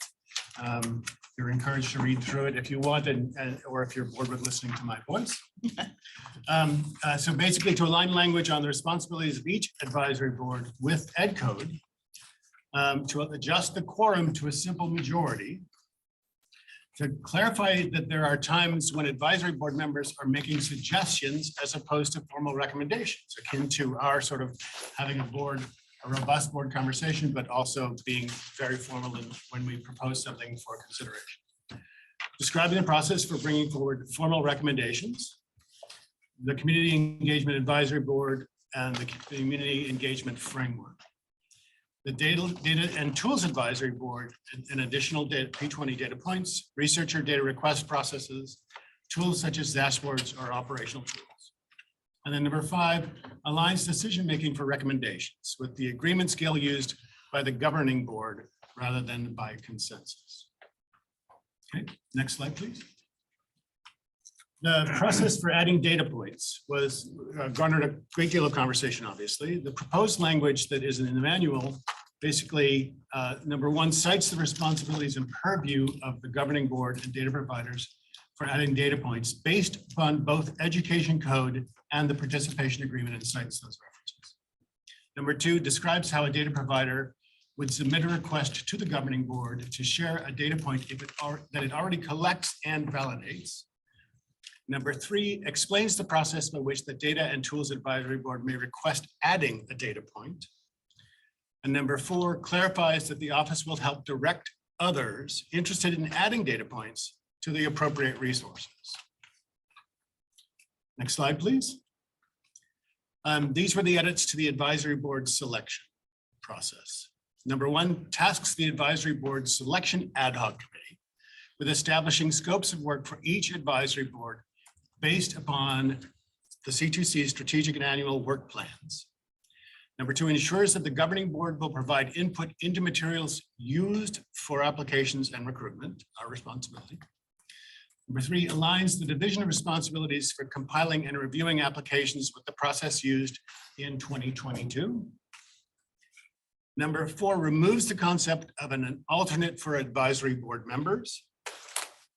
Number 5, clarifies that advisory board members may not be employed by an organization or person represented on the governing board itself. Next.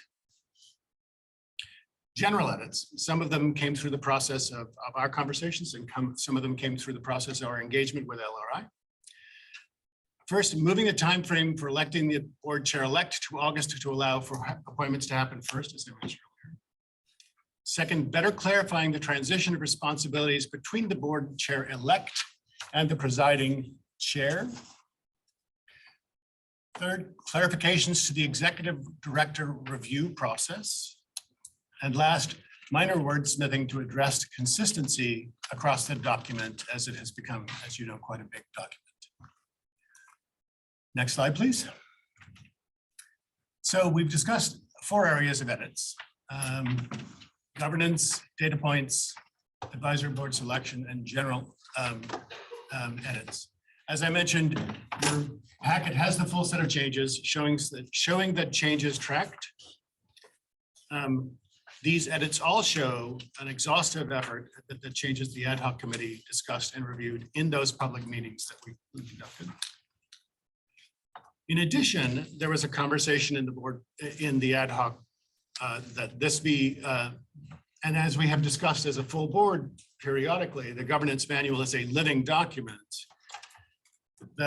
What came out of our board, our conversation in the committee was that if there are future edits, or there are suggestions for future edits or topics to tackle in the governing board, the sort of the governance manual activity, that they be submitted to the office, and we will sort of review this process again, and will be, the board will do another charge for the next ad hoc governance committee manual edits process that comes up through the process.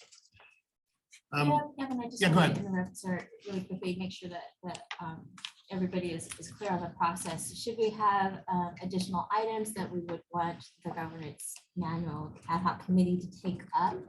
Those suggestions would be collected. We would agree, we would discuss and then agree on them as a board. Correct, thank you. That clarification. Next slide, please. Actually, I went too far. Back up. It's more discussion of the items that we put forward and what we discussed here. Any questions or comments for Gavin?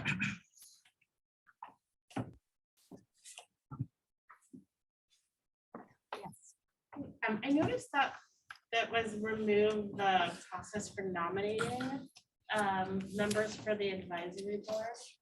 And I was curious about why that was removed. Was it just it's on page Susan, do you have a 24. paper? Do you have a page number? Page 24.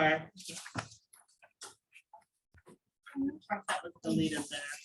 So this was a reflection on the process that happened last year, where there was confusion from members of the public about whether they need to be nominated by a board member or if they submit an application directly. And so last year in the application process, we needed to clarify that it would be more streamlined for everyone to submit an application through the same process, and that board members can encourage people to apply and use that same process, but it was confusing for members of the public about whether they needed to ask for a nomination first or if they could apply directly. And so what we tried last year was just to streamline that, and board members could encourage people that they know to apply, and that way there's kind of one clear path towards being considered. Thank you for that clarification.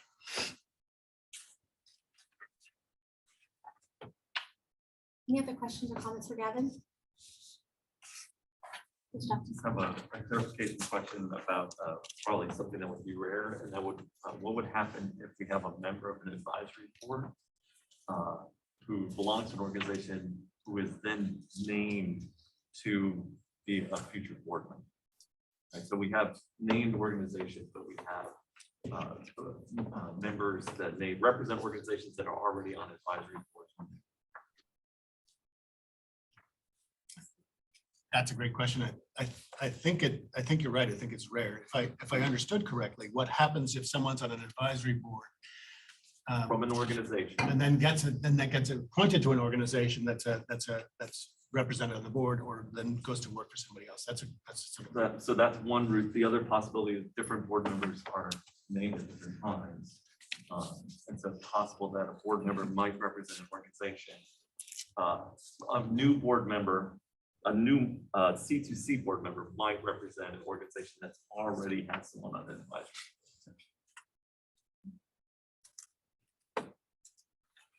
So that's a great question. I don't know that we sort of legislated for, or sort of had a conversation about that degree of specificity. I might suggest that we add this to the list for the next round to see if we can resolve it in the next round. I would struggle to try to figure out wording right now. Right, I think that's a reasonable thing. I think it's rare. Yeah. It won't happen very often. I just don't want us to get caught in a place where we have a new board member or an advisory board member that would transition. I think we want to have some policy. Some, right. So I think my presumption would be once appointed, someone would serve out their term, but the question would be, what happens then if they get appointed to something else and become a board member? Valid point. So in other words, if you are on an advisory board, and then if you then get selected to be on the board, do you have to give up your advisory board seat to become a full board member? And I think that it merits a larger, deeper conversation too, as well as a conversation probably with our own council. Yeah, so I think that would be good to collect as a next agenda or a next topic for the ad hoc committee to discuss. Any additional comments or questions for Gavin? Yes, Susan. For the ED performance review, I would like to propose that we could talk more about that process after we have a discussion about how this review went this time. It's a little hard for me to like look at this process and then like later today we're going to talk about it. I would love to sort of hear for those that were really engaged in it, do they feel like it went well? For the ED too, you know, did they get the feedback they needed to be successful, et cetera? I don't know if that's for like the next round or if those are changes that we want to document so that they're in effect for the next performance review cycle. Yes. I think we'll be able to accommodate that. All right, so I think now it's time for public comment. All right, it's open for public comment. I've previously read the process for this, noting that there's no public members present in the room. We will switch to members attending virtually to comment. Do we have any?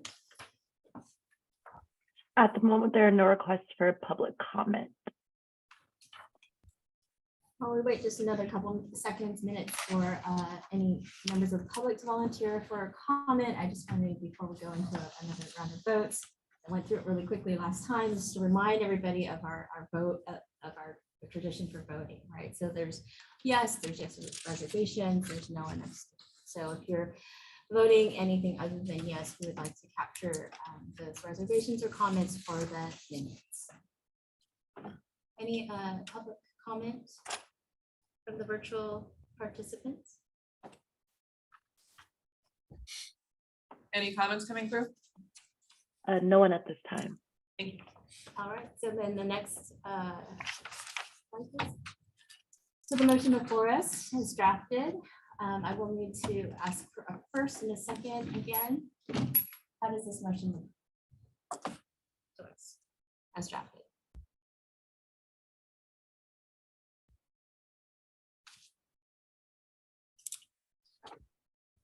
I Okay. move Thank you, David. to adopt the proposed edits to the governance manual presented by the ad hoc committee. Thank you, David. First, and do we have a second? Thank you, John. We'll go ahead and do a roll call vote. Roll call, Londe Jose. Aye. Sylvia Alva. Yes. Marisol Avina. Aye. Carolina Cifuentes. Yes. Debbie Cochran. Aye. David DeGear. Yes. Sean Ella Rivera. Yes. Amy Fong. Yes. Chris Reggio. Yes. John Hetz. Yes. Jackie Irwin. Absent. Sujin Jez. Yes, with observations as noted about the performance review process. Meredith Lee. Yes. Jessica Moldoff. Aye. John O'Hanian, absent. Pamela Ung. Yes. Gavin Payne. Aye. Michelle Reyes, Aye. Javier Romero, Aye. Robert Segorda, Aye. Jerry Winkler, Aye. On 18, yes, 18, correct? And comments on reservation? 2 absent. And Susan's yes with reservations noted. You like to say anything more on that? If I could take a point of personal privilege and thank all of the members of the ad hoc committee for spending a lot of time in sort of rapid turnaround mode and a lot of editing. And it was job well done. Thank you. All right, and I would like to ask you if you have some topics that you would like for this ad hoc committee to consider. Robert can collect those. Please email Robert. All right, so that gets us to. It is lunchtime. So we're going to reconvene at 1:15. Thank you.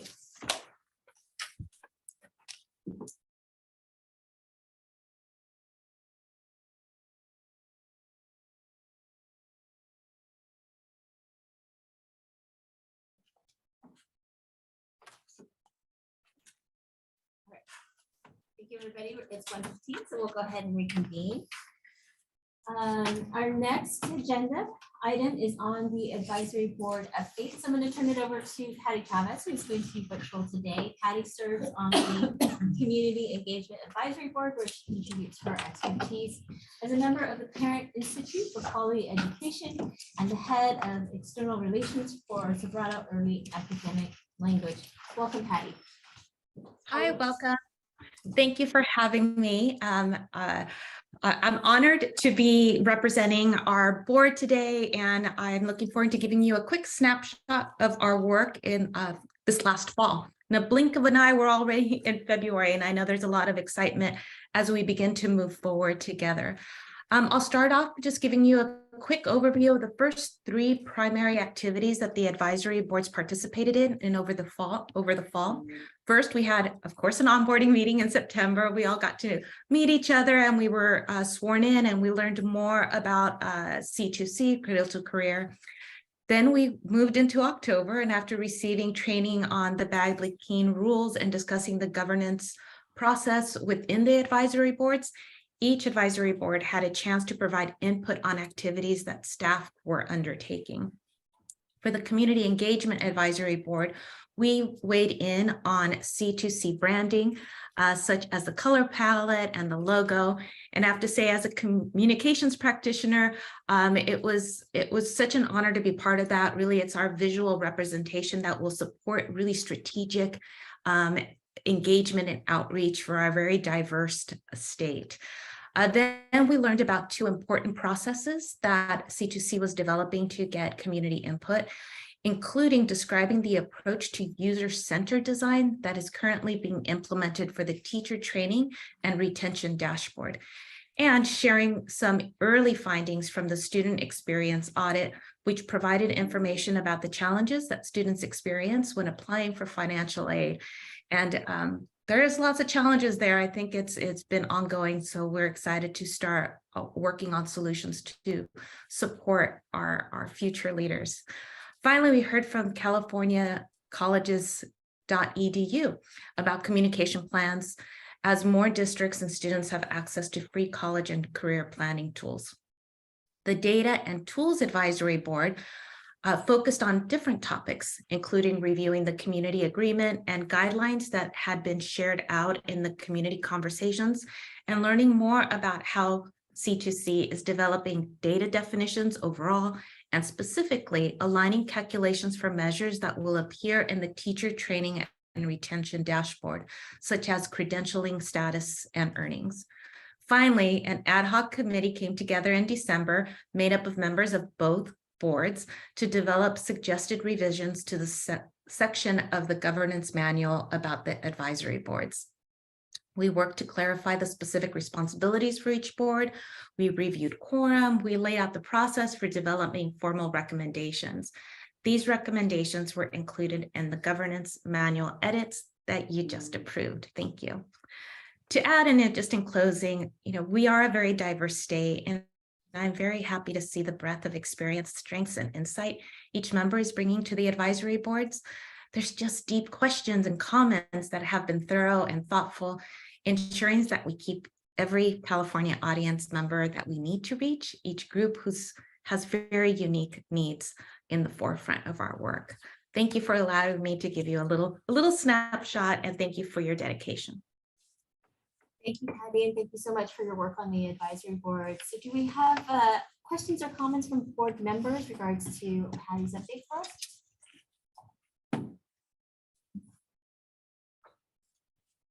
It's John. Thank you for the presentation here. I'm curious if there's anything that you need from the board overall to better support the ad hoc committee, and if there's any gaps that you're concerned about or can potentially foresee being a problem in the future. Thank you so much for that question. We're getting started. It's been very it's transparent. There's a beautiful dashboard with all the information. The team and the staff have been very generous with their time and providing us background information and support as we're moving forward. We are a group that asks a lot of questions, but we're really getting those answers in the meetings and having these thorough discussions. But and so far so good, but I do appreciate the question, and I don't think we'll be shy about coming to you if we need anything. Great, thank you. Any other comments or questions for Patty?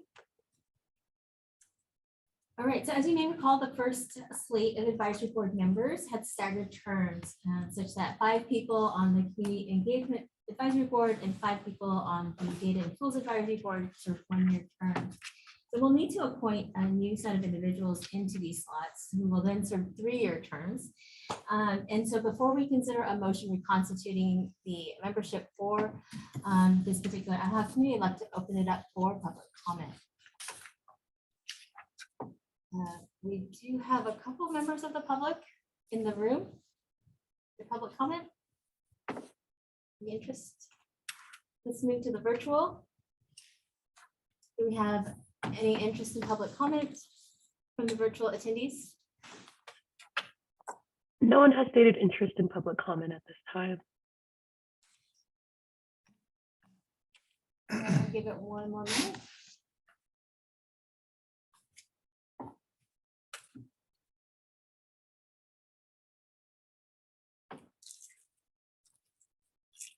All right, I'm still not hearing any interest in public comment. Let's go ahead and review a draft motion to adopt the charter for the 2023 Advisory Board Selection Ad Hoc Committee and establish its membership. Of course, I'll need a first and a second on this.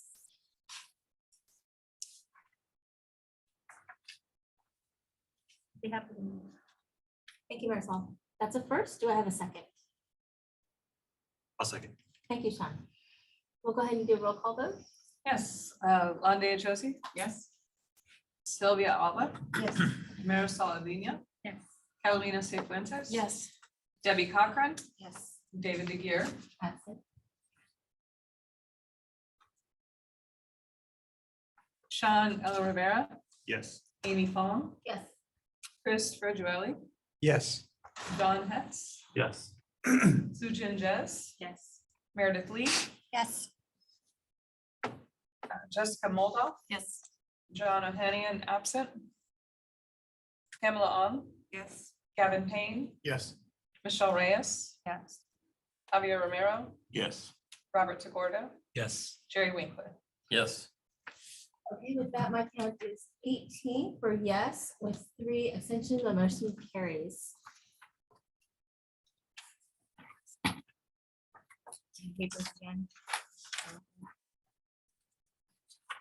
All right, and once again, if you would like to volunteer on this ad hoc committee, please send your email to Robert.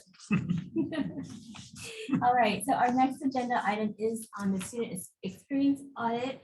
We do have, I think, 2 consecutive agenda items that are informational, so we'll consolidate the public comment period following both items. So for the student experience audit, Diane, would you like to start us off? Yes, happy to provide a little context, and then in a moment, I'll turn it over to my colleague Ryan. So as you know, in statute, our office is required to do an annual student experience audit. This is an important part of our work. We also, in our work plan that we were discussing this morning, you may have noticed that we built this year's work plan around doing an initial student experience audit last fall, and then have that inform the work that we're doing with California colleges and with eTranscript California this spring. So it's an important part of our work. And also we were dealing with the reality of needing to staff up and do this work quickly to ensure that we have a student experience audit done in 2022. So I just wanted to provide that context before I turn it over to Ryan, who, as you know, joined this past fall, and I gave him the somewhat impossible task of creating a student experience audit quite quickly in just a few months. So I wanted to provide that context before turning it over to him, and I'm very grateful for his leadership and thinking about how he could, in a very short timeline, work with our partners to craft something that could be very informative and useful as we develop our work plans, especially with regard to our operational tools this year. So with that, I'm happy to turn it over to Ryan, who is virtual. Thank you.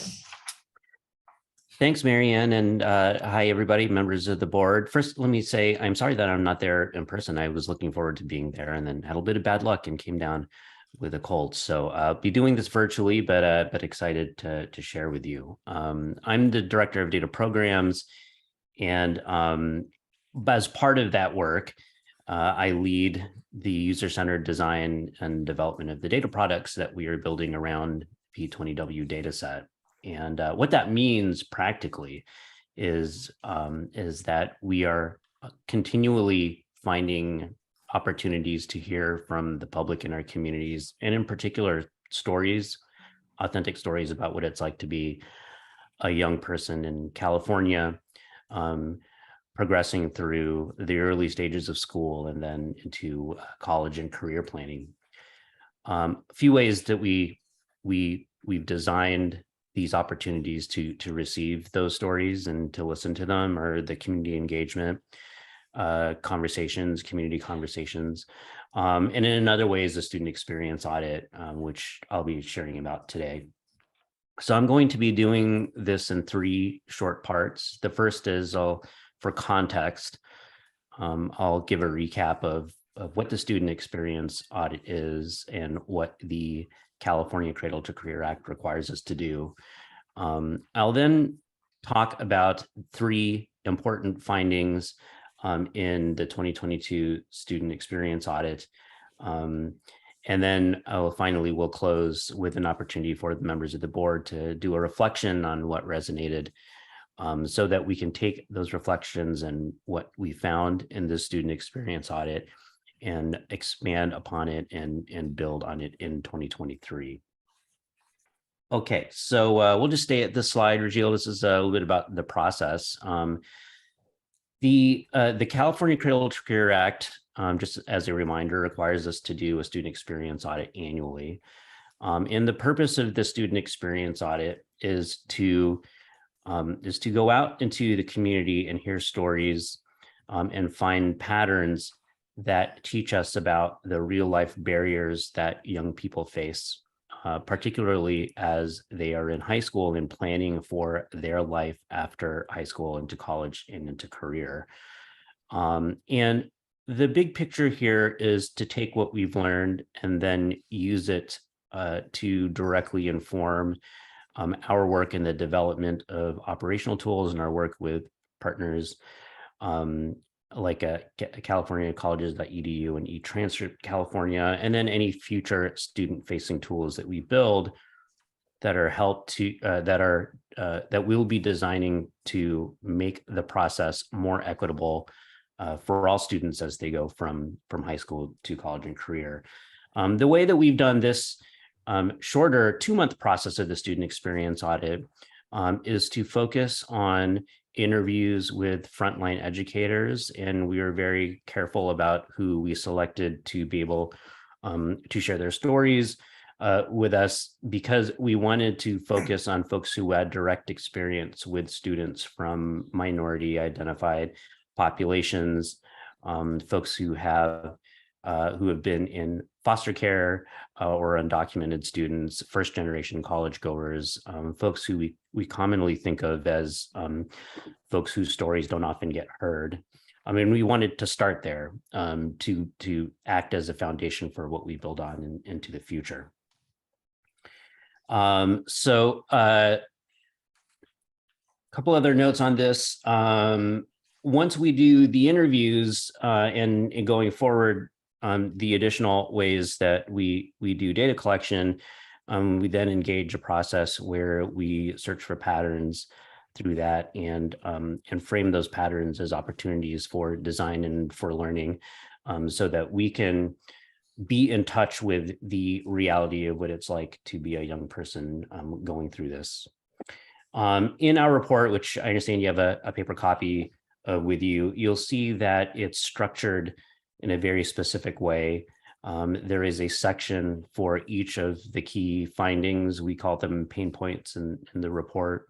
And then each of those pain points is followed by some promising practices that we learned about as people shared their stories with us, and then some connection to the work that our partners at californiacolleges.edu are doing to address pain points like that. Okay, so I'm going to now go through each of the pain points one by one and talk about them a little bit, and then I'll invite everybody to do a reflection on these findings. So, Regil, if you can kindly just go to the next slide, please. Okay, so these are the themes, pain points as referred to in the report. I'm going to start with the first one. And as I go through these one by one, I invite you to, on your own, just reflect on your personal connection with each of these, either through direct experience or from the experience of folks who are close to you. And I just think it's a real important thing for all of us to be able to think about the humans behind the story. I know that we are an office who is focused on data, but we also believe that those data are stories about people. And so I invite you to sort of reflect on what this might mean for you individually or folks that you know. You'll find the first one on page 6. So I'll give you a moment there just to turn to that page. And as you do that, I'll sort of read the way it's stated in the report. Pain point number 1, lack of resources to support students with special custodial circumstances. So special custodial circumstances, a phrase you'll see a few times in the report. What this means is that one thing that we learned is that what it's like to apply for college and financial aid for students in foster care or students who are undocumented, or whose parents are undocumented, is different from folks who are not in these situations, is kind of the simplest way to put it. And when we drill down into why that is, what we learn is that the process for applying for college and for financial aid is one that is centered around the accumulation and submitting of official documents around income and residency and stuff like that. So if students are in one of these special custodial circumstances, it tends to result in a harder time in both finding those documents and then submitting them for a number of reasons. And that is about the effect that you would expect, which is that it can interrupt or stop the application process altogether. On page right after I'm going to give you a specific page number here that, yeah, there it is. So on page 5, you'll see a grid, it's table 1, special custodial circumstances and the associated student population impacted. And you'll see in that first column there, a list of the most common special custodial circumstances. And then you'll find the circumstances that can interrupt the application. And then in the columns afterwards, column 2, 3, 4, and 5, you'll see a description of each of the special custodial circumstances that we identified, and you could see like the way they connect together and where you tend to find specific situations.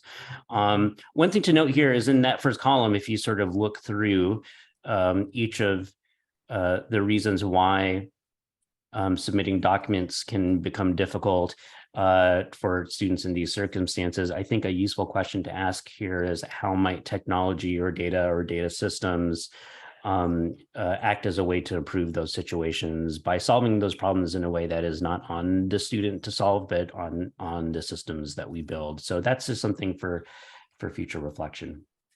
That's pain point number one. We'll stay on this slide here. We go to pain point number 2, which is on page 8. I'll give you a moment to turn to that. And while you do, I'll read the way it's stated in the report. Deep-seated fear to complete any government-related form and a general mistrust of local and governmental institutions.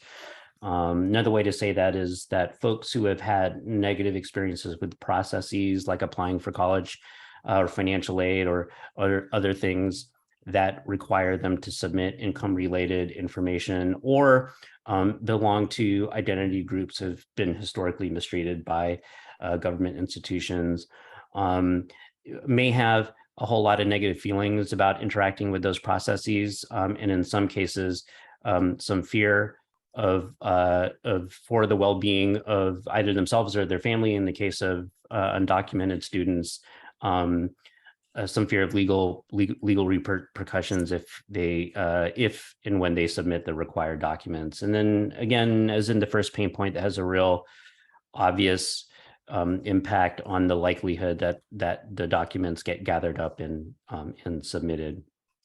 So some of the stories that we've heard about how schools and counselors and students are addressing this with through their own resiliency is to develop small groups and close relationships with kids, where educators can do a lot more hand-holding around the process and also connecting students directly with the institutions that have developed really specific either guidelines or procedures for students who are experiencing this. And so those are some of the things, part of a larger pattern of the resiliency that we discovered and heard about as educators and students talked about what they've done to try and address these issues. That's pain point number 2. And now I'm going to turn to the final pain point, which you'll find on page 10. I'll give you a moment to turn to that. And then while you're doing that, I'll read the way it's stated in the report. Lack of embedded guidance of post-application requirements. So another way to think about this is that if you imagine that you were a student and you've rallied all your sort of personal and networking resources to complete financial aid application, also college application, and you begin that process, there is then another set of processes required to have the financial aid arrive and then continue to arrive for as long as you're eligible. And one of the patterns that came up in the stories that educators shared with us is that the students that they serve aren't always aware of that. And so when the requirement comes up, it's either missed or it comes up, but students don't have the requisite networking and resources to be able to then again gather up the documents and submit to be able to follow all the way through in the process. Again, it's probably obvious, but worthwhile to just say out loud that has a real impact on the experience of students relative to students who have either more resources or just more experience or more experiences in their families with stuff like this, where the financial aid could actually just stop coming and the process just doesn't continue. Okay, so those are the three sort of pain points that we surface. Again, going back to the way we're thinking about this particular student experience audit, we're positioning this as early findings, the beginnings of themes that we want to both add to and expand on in 2023. And one of the things, as I did my own personal reflection on this, is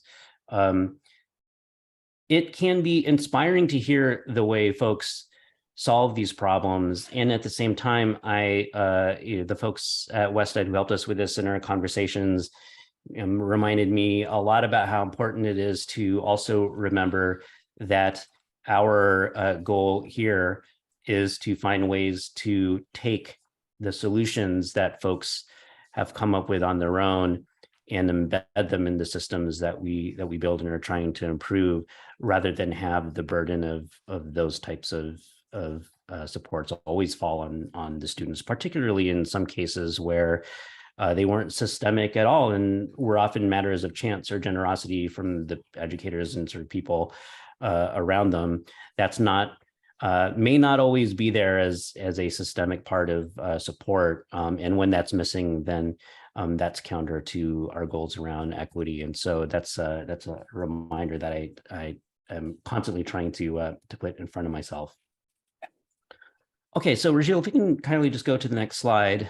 In a moment, I'm going to ask members of the board for a reaction and also a reflection on what I've shared. But I just wanted to say a couple of things before we go there. The first is there are two, so I'll do a little preview of sort of the next part of this, and to just build some connection to that. Recall that the California Cradle-to-Career Act requires a student experience audit, also requires and identifies two tools that we are to scale as part of the strategy to address findings like the ones that we talked about today. And that is our partners over at California Colleges.edu and eTranscript California.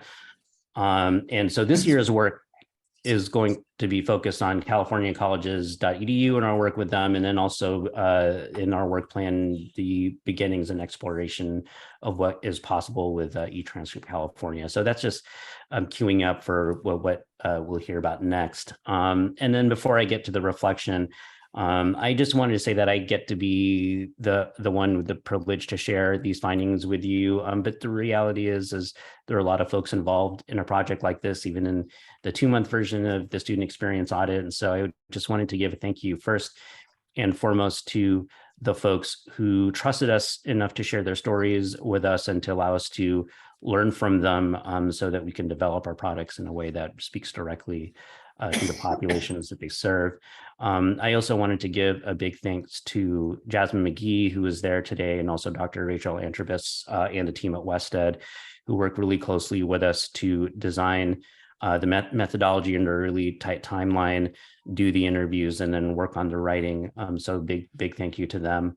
And then finally, thank you to the Community Engagement Advisory Board, Data and Tools Advisory Board, the governing board, for giving a lot of early feedback on the initial drafts of these, which led to a lot of revisions and improvement of the product so that we could get it out to the folks in the public and learn from it.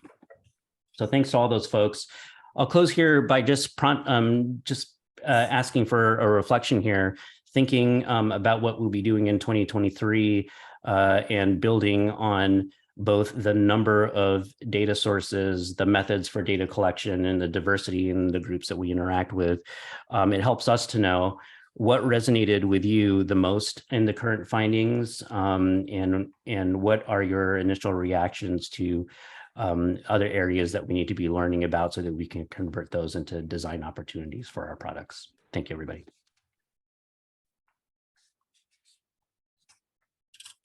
Right. So it did sound like Ryan has asked us for some feedback. Members, what are your thoughts? What resonated with you in the most recent term findings? The student experience audit. What's my thoughts? First of all, thank you, Ryan, for the great work in such a short amount of time. So thanks to the team. I feel like this is a really important report and really great information that will hopefully inform our work, as everybody that's reflect on.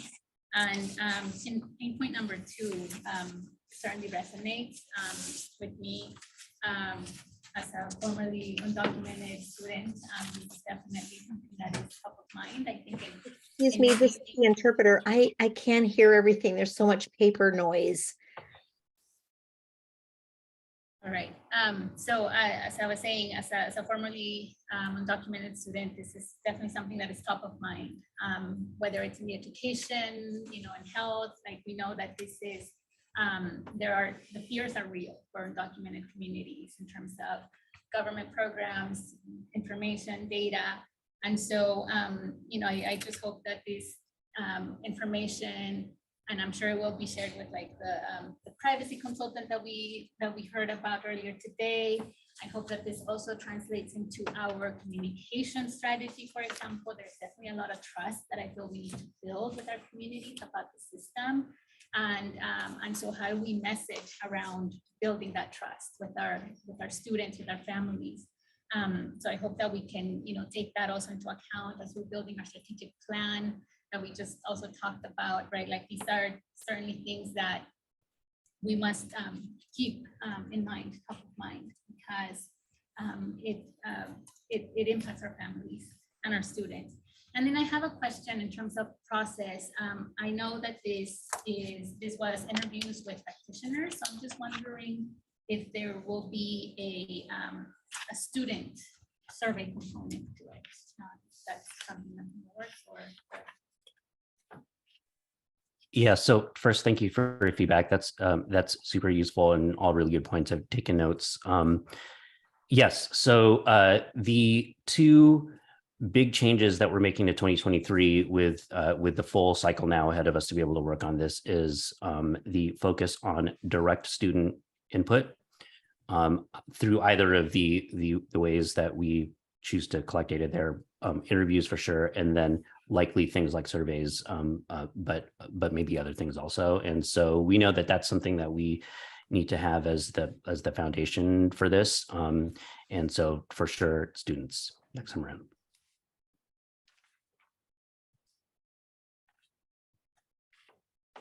Any other reactions? I'm sitting here trying to think of like, where's the intersections, like say, stuff in my world, trying to think of the intersections of like stuff in my world. Like, for example, is there an opportunity to identify efforts, not the ones going on right now I can speak of, but we're trying to formulate a strategy regarding agricultural workers. And then often we say we need a multi-generation strategy. So it's like, should something take form, one of our roles is trying to connect this to other things, because we have a focus on data tools. As we know, data tools alone won't get you there. You need the interaction. And just another idea we're struggling with, in which we're not successful, I'm just sharing stuff we're struggling with that may be analogous, is that we also have challenges in making referrals and getting people connected to other programs that are better positioned to be helpful. And one thing that we failed once, and we're going to go at it again, is this concept of like a navigator, somebody that helps, that somebody from the community, somebody that maybe a CBO that's already established trust in the community already, that have a reputation, that could be intermediary between these systems, that could help connect. So those are things that I'm processing right now. Thank you for that. That really resonates as I look at, and you'll probably notice also as you look through the promising practices, that one of the patterns that emerged pretty strongly there was that there were a lot of solutions that were around closer work with folks who just weren't aware of the procedures. And so to me, that's a story about the importance of the relationships and the trust building. And so I think that there's something there, and a little thread to pull on, I think, as we move into the 2023 version of this. I want to just underscore Marissa's comment about speaking to students directly and future iterations of the work, and encourage us to think widely around like not just students who are currently in high school or currently in higher ed, but also who are the Californians that we need to build pathways to higher ed to. So those that may be like 32 with children, and thinking about like who was the user of this, or the beneficiary of our data system. I also was curious as I was reading this and thinking about like, what does other research say about what we know about some of these challenges and issues that the future audits might be exploring? Because I mean, this is like a pretty robust research area. So I'm thinking about particularly, I feel like Marissa will support other thinking around this trust issue that there was a study that came out earlier, I think this month even, around how folks find more formal government communications as more trustworthy and credible. And so thinking about with regards to like all of these points, like what existing research is there that can also help inform the research that this office is leading around the sort of specific population too. And but I want to say that, you know, I know you had a very short time frame in doing this. I want to acknowledge that, and you know, this is very useful. But thinking about that in the future when we have more of a runway for the work. Yeah, it is useful to think of this almost as a data. Yeah. Sean, you had a comment. It's just building on Marisol and Sujin's comments. That really resonated with me, the distinction between students and youth more broadly. So opportunity youth who we want to become students. And so ensuring that there's opportunities to pull that information in would be really helpful. And then it's kind of similar to Javier's point. There isn't a lot that's specifically applicable to the role I play outside of this board, but I really appreciated the way this was presented because it gave me a reminder. One of the things that I try to remind myself and my colleagues is that even if we are not working in the education system, there are still ways to support students and families. And this was a good practice for trying to figure out where we could fit in to opportunities to do that. So often we're heads down in kind of our domains, our areas that are right in front of us. So it's really nice for these audits to be able to lift up and to look more broadly. It's a great opportunity. Any other thoughts? John? I would yes, and to all of these comments about the importance of involving students directly, both through surveys, but also facilitated design review of products that we're going to be putting out. So I think not just asking them, but actually having them sit with the product, having people that talk about design with them is going to be really important. One of the things, Ryan, that I really loved, you talk about things that resonated, and I think this came up earlier today in talking about making that barrier for students who aren't aware of resources that they're rightfully entitled to, and the opportunities here to actually take away all those barriers of awareness by saying, when a student enrolls somewhere, hey, here are all the things that you get, right? I think that is a very powerful thing for students with housing and food insecurity, as discussed earlier, students with disabilities, to make it easier for students who are applying to college for the first time. There's lots of opportunity to facilitate this and remove barriers by making those barriers not even exist.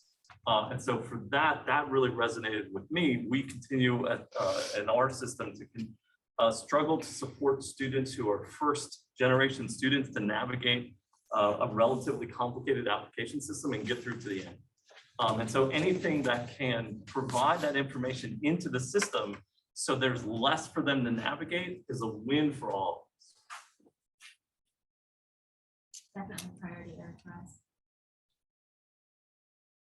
Any other thoughts or comments for? I have just a Yes. question about the process in general for these reports. And again, thank you, Ryan and team, for this excellent work and very rich report. There's a lot of rich information that I think is very useful. I'm just wondering what the process for future reports is in terms of like when the topics get scoped out, what the feedback process is for stakeholders to have input into the design and the topic.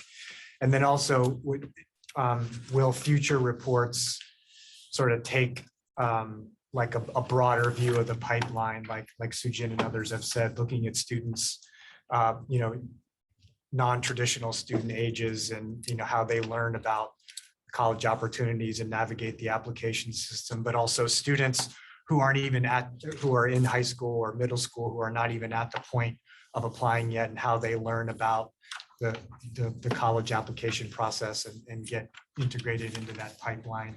And then also the college application more broadly.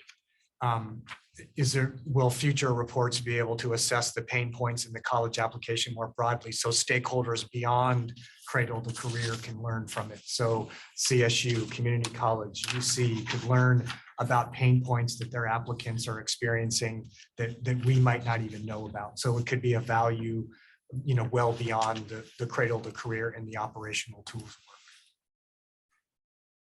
Yeah, thanks for that. Those are really good questions. I'll try to address them one by one. The first is opportunities for feedback and process. I'll give just a quick recap of how we do that this time. But as with any of these, we welcome feedback about how to do that better as a collaborative process with everybody here in terms of setting up these channels to hear about what's working well and what we need to improve. One of the things that I was pleasantly surprised by is when we first reached out to our network to find folks that we should be talking to, that was a really great opportunity for folks to help us cover our blind spots, because we imagine in our mind we would be talking to frontline educators, but then folks in our network, some folks here gave us other ideas about who we should talk to as well. And that, I think, is a really important point of feedback to help shape the process.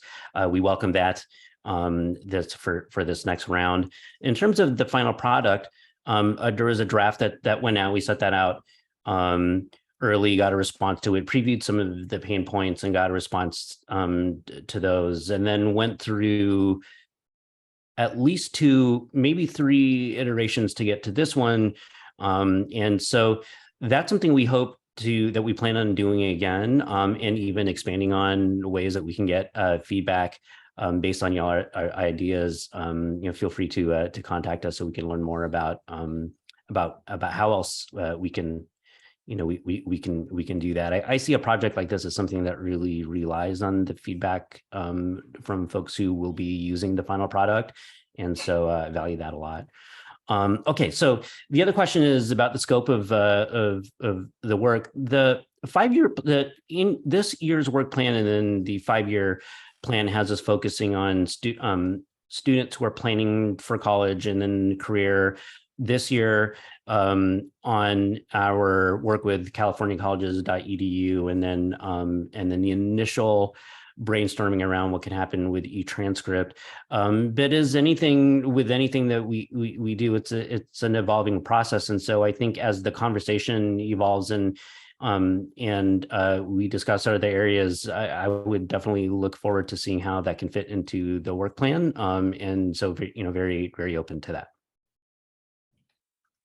I can just build on what Ryan just mentioned. I think there's what we've been discussing internally is a real opportunity each year to have the focus of the student experience audit change each year, and to try to direct the focus to what's relevant in the upcoming work plan.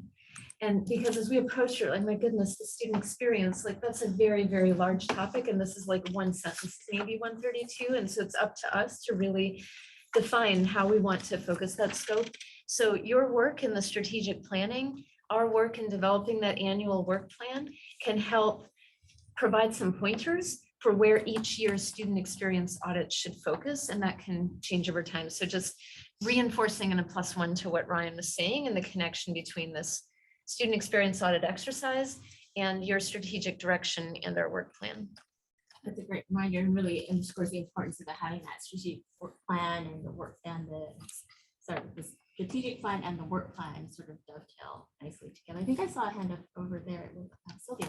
Thank you. I have 2 questions. Ryan, thanks for a really useful report here. One has to do with the role of access to technology as a potential pain point and source of an obstacle in students finding these tools. But the second, I was very intrigued by this category on table 1, students not filling out all the applications. Suggests that they have found it, but why is it that they haven't gotten it over the finish line? I think that would be a very interesting subgroup, right? We know that there are others who need to find it, and expand even the definition of learners who need to find these resources. But it's very interesting to me that you have this group of people who start but never finish. And what is it about that got in the way of them completing the application? I think is a very interesting and important question.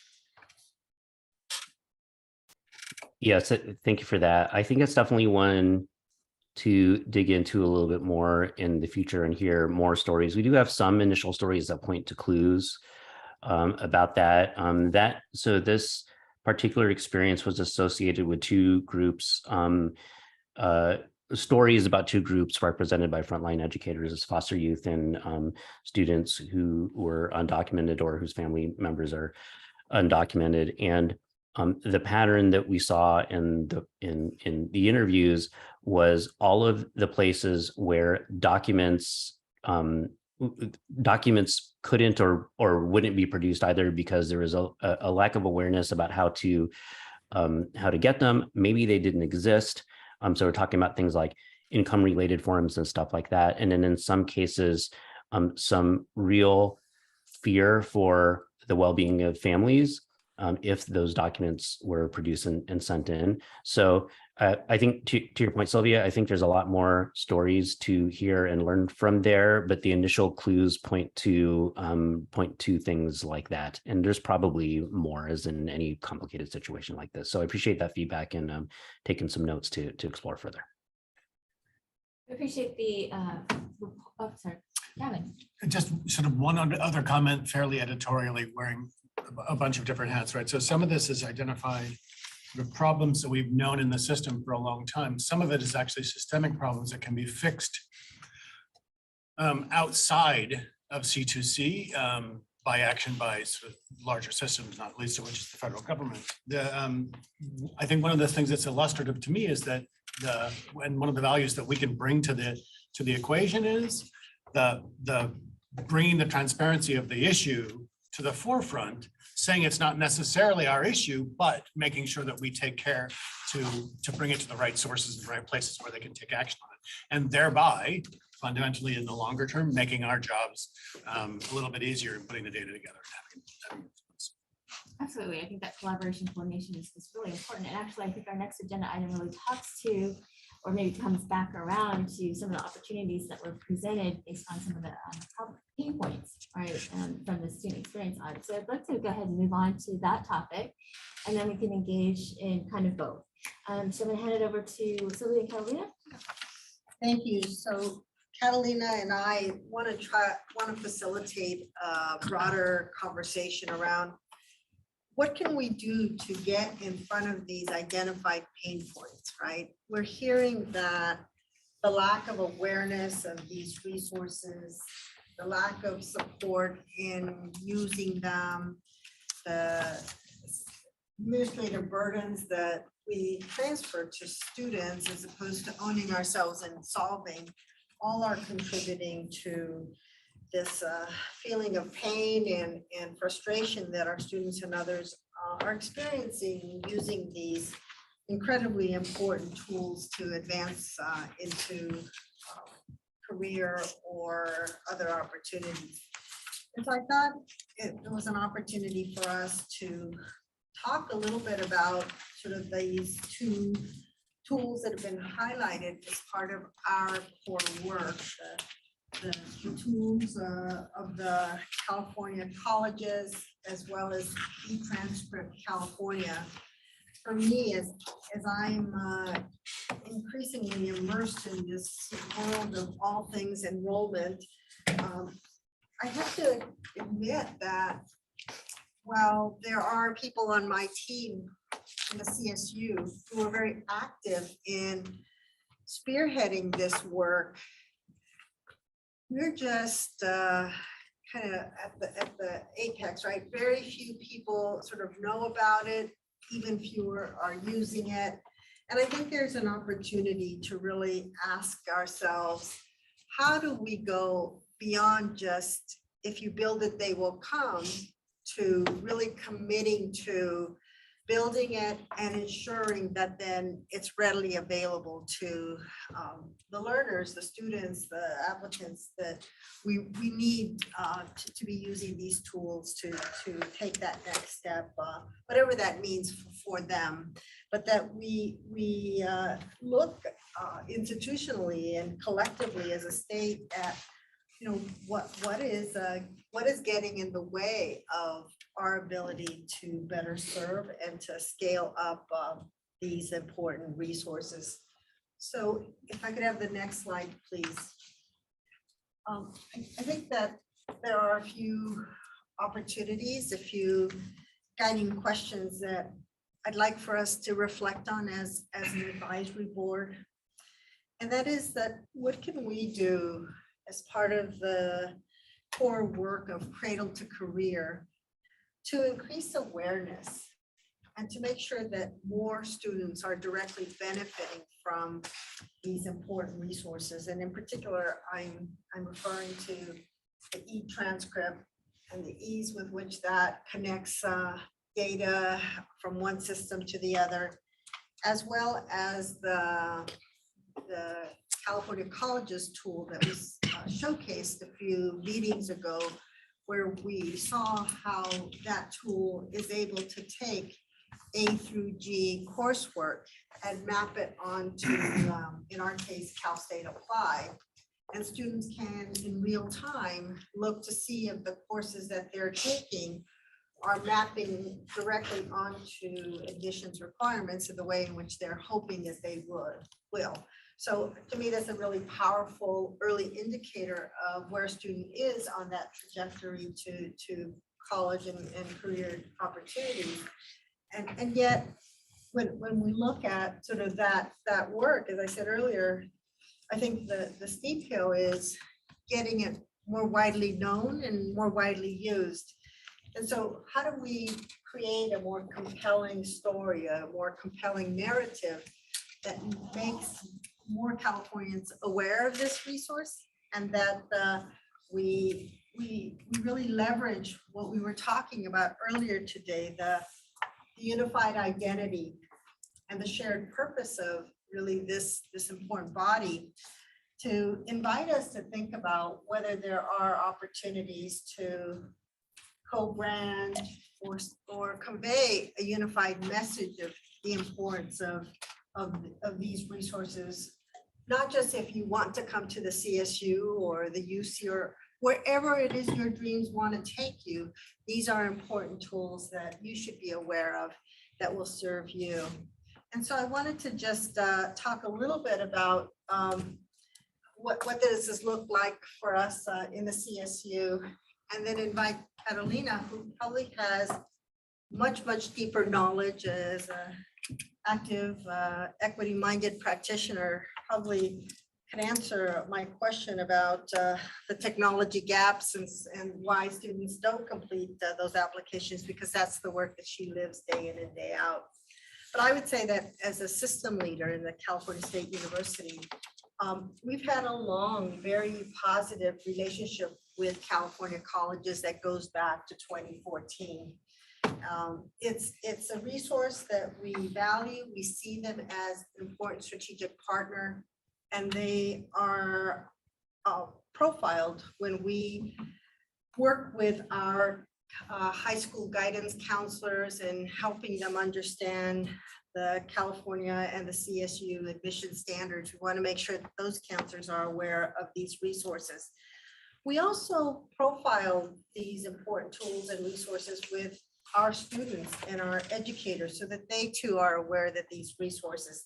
But I think if you think about different audiences, the students may know that this is available, but is it available to them? Has the district that they're a part of bought into and engaged in the work of aligning this resource with their own systems? We also work very actively with our outreach teams, the professionals who are out in high schools and community colleges, to get word out to students that there are career opportunities, educational opportunities at our 23 universities. And so we want to make sure that those professionals are also aware that these resources and tools are there. And on the bright side, we are seeing increases in the usage of California Colleges tool, but I think we're scratching the surface. And the work of this body is to really have deeper conversations around what's getting in the way, and how do we live up to the values and the ideals that bring us together of increased access and opportunity for students. And so I invite Carolina at this time to share with all of us how these tools are utilized at her site and reflect on some of the opportunities there as well. Thank you, Dr. Alva. And I can answer a little bit about the technology piece. There's a gap between the districts that were one-to-one devices before COVID have implemented plans where a student can buy their Chromebook for $10 when they leave, or $5. There's some type, they can't give it to them for free, but there's some type of process. Some are more newer districts to one-to-one aren't there yet. So there's a huge gap, especially in our Title I schools, low-income schools, from the moment they graduate till they actually start with one of our campuses. They don't have a device. So when we're trying to help them, they're trying to do their FAFSA from a cell phone. And so it's after graduation, not yet this fall, where we don't have we don't have a device. And so working with not only K-12, but in higher ed, because they can't get one from higher ed until they're an official student, but they're out of K-12. So that is a gap that we're seeing. So just a little bit of insight, but no, just excited to share a little bit about how we're attempting, and every day it's work, right? I work in Riverside County, so I'm over the County Office of Education. So I serve 23 school districts, over 430,000 students. So when you think about that, we're larger than 13 states, right? So it's a very large county. Our students are very school dependent or institution dependent because Lumina Foundation did research. Our county has the lowest amount of adults with college degrees living in Riverside, San Bernardino County than any other metropolitan city in the nation, right? So that my students, if they don't get it during the school day, they're not going to get it, right? And I think when you mentioned earlier about how do we build those systems, we have to look at primary drivers within the school day, primary drivers when we can control it, then the out part, then the external, because then it's not systemic. So where I think it's important and why I'm so passionate about the conversation on California colleges, my county was the first county to have all school districts on board. So if you were to give me a name of a student right now, I could tell you where they applied, class of 23, what UC, what CSU, if they did their FAFSA, what their current interests are, if they took an AP class, and if they're on track for A through G. I just need a few minutes, I can do that. And that's the power of what we have sitting here. And I think I'm always sharing, we aren't advocating this. We've cracked what so many other states are trying to do. So I've gone in the last 6 months to 3 different webinars of what Texas is trying to do. And I love my friends in Texas and colleagues in Illinois and Chicago Public Schools. They're trying to crack what we've already done in California. No one else can track the state applications and for their students like we can already right now. And I don't feel enough people understand that power that we can leverage. So I'll give you an example, and we have some bullet points, but I feel like it's important to give you, obviously this is high level examples, but I'm going to give you a little bit of the weeds examples. So I partner with UC Riverside, and I can track all 33,000 of my seniors, where they're applying to, what's going on. So when the extensions came out for UC Merced, when their 13 campuses are still accepting CSU applications, we query out at the site level, at the district level, at the county, which students started an application but never submitted it. Hey, Catalina, you started at UC Merced and you haven't submitted. They extended their deadline. Let's go. We're very intentional. We're not doing come-alls anymore. Come do your UC app. We don't have to do that. We can be so intentional. So if they're partnered with California colleges, we know exactly what's going on, right? So with UC Riverside, for example, I have amazing partners. I knew, how many students applied. I had 2,917 students apply. As soon as I know by March, because we're sitting on demographic data, I am already working with UCR. As soon as they admit, they don't have to wait for students with disabilities department to wait for the students to come, because that's what happens. A lot of people don't realize there's a gap. And I especially say this for those watching, there's a gap when they're with us. I know if they have an IEP, or special ed 504 plan, higher ed won't know. They have to self-identify. They have to go in there. And usually doesn't happen until they're behind and they need help. We have the power to be proactive. And those are some of the things I'm doing right now with UC Riverside. I'm not waiting for my students that are going to UCR until they get in trouble. I know who's going. I know they applied. I'm partnering them with the contacts. So of the 2,917 UCR students, over 60% of those students were socioeconomic disadvantaged. I know they already qualify for the basic needs services that UCR offers. I can take them there.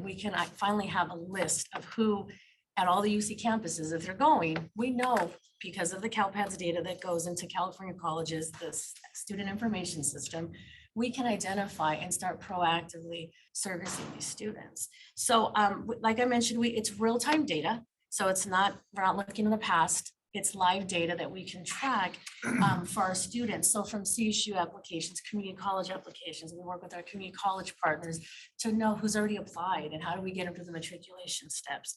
If they've done their FAFSA, I can correlate and I'm not saying me, Catalina, I mean, a site principal can do that right now. A counselor can do that right now. A teacher, it's not just living up here in a building. So we're sitting on all this potential, and how do we maximize this to support some of the things that are going on? And like I mentioned, at the UCs, at the CSUs, at the community college. So we have the financial aid piece, right? So we can track our financial aid, our FAFSA's completion. So right now, California is #2 in the nation for a year-over-year increase of financial aid applications submitted, which is a huge plus. We have over 40,000 more students applied and submitted a FAFSA or a California Dream Act as of 2 weeks ago than last year. So we're #2 in the nation. Puerto Rico's #1, but they have only 3,000 total submissions. So the magnitude of ours, we have over 184,000.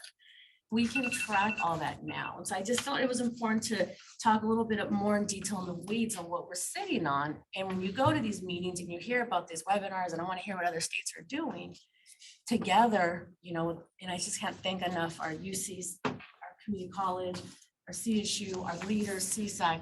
We've cracked already what so many are trying to do, right? But how do we leverage this? How do we know we can do?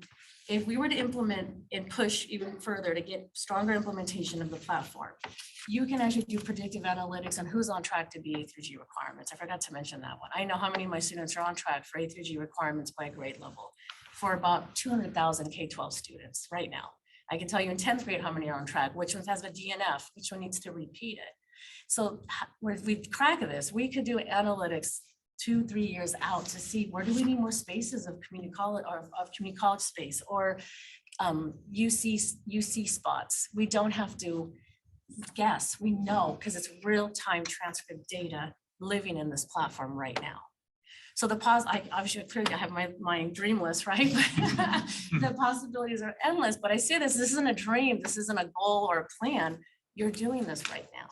So how do we leverage this even more, and how do we get that utilization, which has been the big part of the conversation? And what we're trying to do, we're far from perfect in our county, where we're trying to move because the need is so great. Like I mentioned, my students, their parents, they don't get it from us. Chances are not going to get it from home.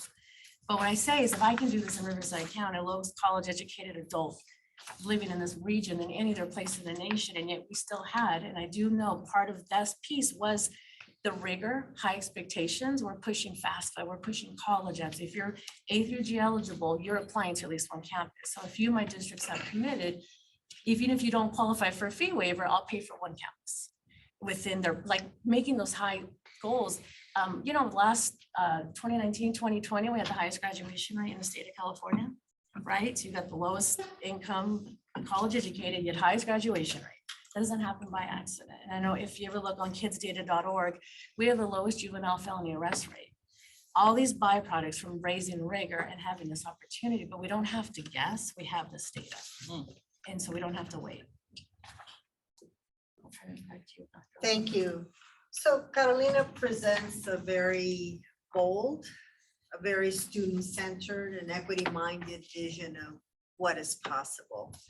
And in this next slide, I want to invite us to think about really leveraging our voices and our positions in higher ed and advocates for increased student access and opportunity to think about the possibility of coordinating a campaign, a message strategy that increases awareness of the importance of these tools, but also begins to work with those districts and others to understand why integrating these tools with our application systems and in our management of students through the enrollment pipeline becomes such an important tool in being more proactive and more intentional in intervening in a timely way, to do any course correcting if necessary, and to be much more unified in really underscoring why tools like this California colleges and the e-transcripts are so essential to the future success of our students. And I think really tackling these administrative burdens and obstacles that have been created, certainly unintentionally. But why is it that every school district isn't on this program, right? Why is it that Riverside how did they manage to get all their districts on board, and other school districts, other areas are perhaps less well informed, less well engaged in this project? So I think it begins with raising awareness and working through some of the obstacles that have gotten in the way of us fully implementing what I think could be an important change agent and tool in this process.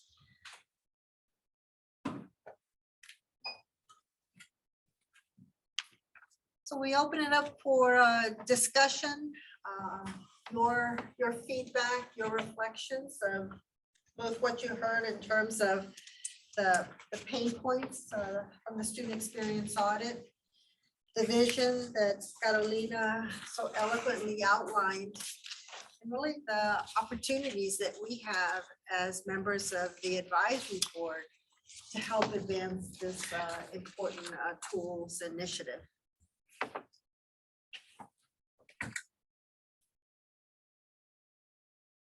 Well, I will thank you for that presentation, and I appreciated the presentation before also about the pain points and the students that are very hard to reach. As legislators, we constantly are trying to reach into communities that are underserved, and we've been successful in some ways partnering with, let's say, community-based organizations.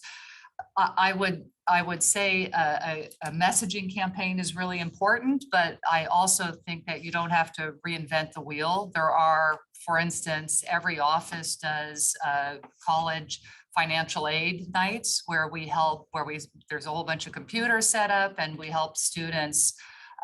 There's volunteers from the colleges or from the high schools, and you help students get through the financial aid process. So doing something like partnering with legislators that are already trying to serve the community and have figured out how to reach some of those communities, I think is important to make sure that they have access to the tools. There's also, when you talk about even more difficult to reach groups and you don't want to reinvent the wheel, partnering with the groups that did census is really key. They were able to, I look at Oxnard, one of the hardest to count communities in the entire country. And because of the work that the Community Foundation did with all these different community-based organizations in many different languages, they were able to reach out to many students, do the count, and they later use that same model for vaccines. Now, if you could reach into the high schools that way, or you could reach into some of the lower socioeconomic areas, I think that those are things you need to think about, structures that are already in place. Thank you. Great suggestion. Thank you. Yeah, I would agree with Assemblymember Irwin, and that it would be smart to leverage the existing networks and relationships that the stakeholders in this space have and have been cultivating over many years. The presentation previous slide mentioned the CSU counselor conferences and integrating the messages into that. I think that's an obvious example within the post-secondary space. The University of California has a similar set of annual counselor conferences with community college counselors and high school counselors.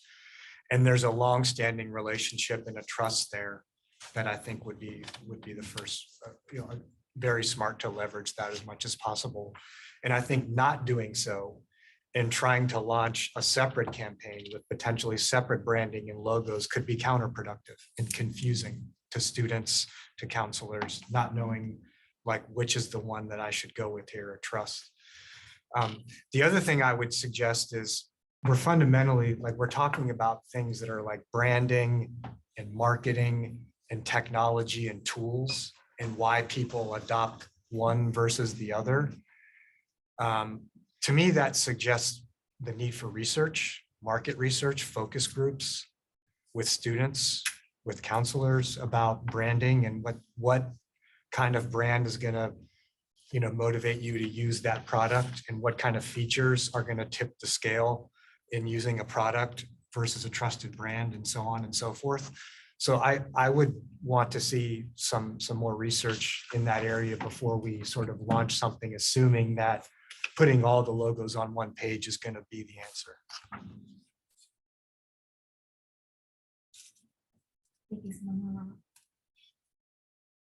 Yeah, the thought that comes to mind is like the trouble always with any system about bringing something to scale is just that local control and, so on. So it's like, how do you behave like a system when it's based on local control?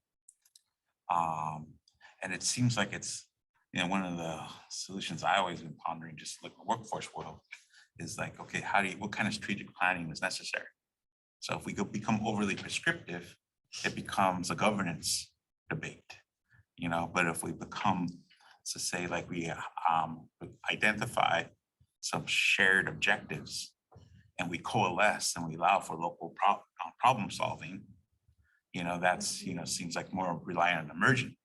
So it's like, when like, Lino's explaining the situation, what came to mind is, that's a case study, so why is that so successful? Why was it successful? How can it be replicated in a world that's driven locally? So it may not look exactly the same. The vendor may differ or the partner may differ and so on, but nevertheless, has some common traits and what's it shared. So I'm just wondering, in your explaining, do we have the capacity as career is to do some studies, identify, and I think a kind of connection to the strategic thinking we got to do. So what are those shared objectives we're going to coalesce around as a system? And what are some of those practices in play currently that move the ball or hit it out of the park? Maybe there's 5 objectives. They nail 4 out of 5, 2 out of 5, and so on. And then you tell the story, you promote it, and you like, well, how do you replicate it? So that in my world, I think in our world, in California, so large, locally driven, I think that's our best shot of being systemic. Definitely a lot of themes around strategy and how we move forward from here for today. So I think this is a really great conversation, and it's very timely, I think, in our body of work and where we are now. I would just say from the CDE, we really appreciate the coordinated messaging. It's such a great idea. We look forward to working with all of the agencies, education segments, those areas to promote exactly what you guys are talking about here. And our communications people are absolutely committed just to this promoting CCGI, promoting everything that we can to get this message out. So we're very excited about it, actually, because of what you just, what you said. We do have access to this, and in talking with some of our other state counterparts, they are looking at it like, wow, they've opened up this area, and they're starting to move forward with it. So very exciting stuff. Great for California. Marian, do we have data on which school districts throughout the state have plugged in this tool? I mean, is there a plug-in process? I mean, I'm trying to gauge how steep is the hill and how many, this is the first time I've heard that every school district in Riverside County is on board, right? But I also heard that there was a Lumina grant that helped. No. There's just the Lumina Foundation does research on college enrollment in cities. So yeah. So I don't have a sense of what's involved, but it would be very helpful to get a sense of a profile of California, of which districts have adopted this, which ones are thinking about this, and could with the right nudge and support move further along and understanding what might be the administrative barriers or the culture or the local issues that are keeping some districts from crossing over. Thank you for that question. So I'm looking at one of our audience members, Tess, who I know can prepare that information for us. So some of my prior updates, I'd shared that now CCGI, I think the school year is reaching about 1 million students across the state. So we can share that information with you via email after this meeting with more detail about where CCGI is already engaging and with which districts. And then I think one important piece of context to just think about is that to date, CCGI's model has been to go district by district, forming partnerships with them to bring the data together. And the real opportunity with Cradle-to-Career and with the collaboration with CDE is to enable that partnership to happen at scale at the state level with data sharing, with CDE, with CalPADS, with all of the higher education segments.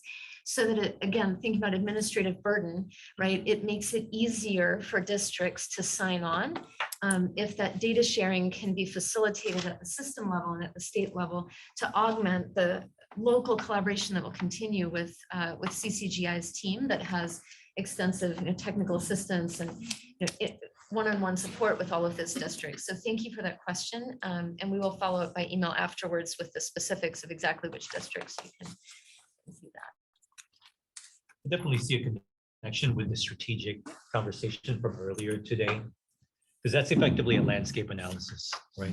We're trying to get an understanding of where our reach is right now and strategically speaking, where we would need to go in order to expand our reach.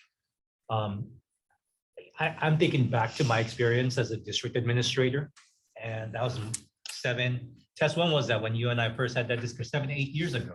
Probably. Must have been. Thereabouts. And our district decided not to adopt the California Colleges .edu platform. And I remember that some of the decisions that went into that included, well, we're building our own, and we don't want to lose, going back to Jerry's, we don't want to lose control over the platform that we're using. But I think it's a different value proposition now. And coming together as institutions to pitch this to districts, knowing that there's a much larger statewide system that's at play here that we can leverage is a very different conversation than certainly the one that I was having 7, 8 years ago. That was district by district. And I think if we can leverage that with some institutional support, that it would change the conversation, I think, with a lot of school district leaders. I think it's important to know that there's this platform that does amazing things for students, right? From the lessons, are you taking the right classes for A through G, verified, not self-reported, like you'll see in other platforms and other states. There's that interface and it's multiple languages, it's parents, it's engaging. I can do a CSU application in 30 minutes. It's all transcript data gets uploaded to the application and I could do 4 CSUs in 30 minutes, right, with the student. But there's also the data that's living and the potential that I mentioned, right? So these ideas that I'm sharing, I'm doing one-offs with UC Riverside or Reno Valley College because they're my local partners, right?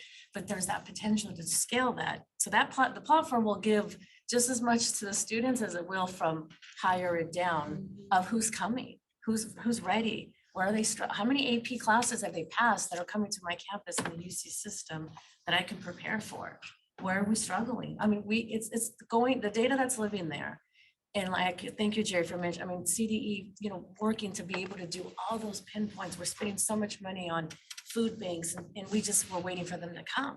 Where we can know who's coming in first day at the Highlander Day or Bruin Day, who's already qualifies for our resources that we're putting so much state funds and federal funds to. Does that make sense? So I think we got to think the dream is, remember that strategic plan, what could come from this data set we're living in, what we could do now, which is really bring the information directly to the students and families. But then the potential. So if, Assemblymember Orwin wants to, a bill to focus on A through G in certain areas, you're not assuming you have real data. And that's what's living there right now. So I just want to make sure it's giving up here just as much as it's helping the students there. The potential for us to be able to be so much more proactive than we've ever been before. So I'm doing it at a little small scale in my county, but we can do that statewide. And that's it's amazing what what we're able to do because we have the data. And I would just add to what Catalina said, we have the data, we can do these things, it's wonderful, it's exciting. But if we go back to the student experience, if they're afraid to sign on, then we're back to this coordinated messaging. How do we get this out? How do we get it to stick? Yeah, who are already the trusted messengers already out there that could be leveraged? Yeah, we have to look at all of those different tiers and really extending out our networks. Great conversation here. Yes, Sujin. I think it was really, really useful to hear from both of you about the experiences that you're having in the work and what the data system or what the California colleges provide today, and then what's the possibility for tomorrow. So I feel like that was a nice, I feel like almost like selling point for like the hope of the strategic plan is what we will have, like that in between piece, which I think for, you know, I'm not in your system, so it's also nice if like to hear the very like, I don't know, the sort of reality of like the benefits that California will have. And thinking about what's on this slide, I think that makes a lot of sense to me. I mean, my thinking is that the California colleges.edu is different today than it was before. So I wonder if having sort of new communications or messaging or something around it will make that like people will understand that, people who aren't following AB 132 or this data system office, that it's something new and it's bigger and it can have more benefits and it's the future. And I think one of the things that, you know, when people are vetting, what is this thing? They go to see the website, like who's on the board or who are the people or who are the orgs. So I think that piece of like having, you know, this Cradle-to-Career system, the governing board, the entities, data providers behind it, sort of gives it validity that it's not just, you know, a little group of go-getters who have this vision, but it's like the state and all of higher ed, all of these agencies are all in for it. I think that also makes it feel very different than in the past. So I think it's worth it, and then leveraging existing sort of efforts to get the word out. I think, you know, makes a lot of sense. And the bottom three, what would it take? I appreciate that this moves beyond just the like comms and messaging piece, because I think the comms and messaging are obviously very, very important, but it's the how do we actually get action from this? And to the student experience audit, you know, on the one hand, I feel like, you know, it's our data, so I don't think we should go too wild off of what this is, but I really like how it calls out the, you know, here is how the Cradle-to-Career data system is going to solve these pain points. And I almost wish in this document, if we were to do more with it, is like centering that piece. Like the pain points are really important, but I feel like what really matters for this entity is, what does it do for Californians? You know, what does this solve for? Like, what are the benefits? And so I feel like that's almost, I like visuals. The one table in here is the pain points. I would like the one visual to be the benefits. So it's like I threw a million things out there. All of this is exciting, but I feel like, you know, you can't just tell me there's a gym near me. Like, you got to get me to go. Like, it's step one. I think you've identified a critical problem with thinking about awareness and marketing as a solution. It's a treatment, it's not a solution, right? And if we're not simultaneously making it so that we are taking advantage of the fact that we have all the data providers for the state in this room to make it easier for every single student to do these things, there's no amount of awareness that's going to matter. And if we use awareness as our primary strategy, if that's what we're focusing on, that will always benefit the most resource students the most.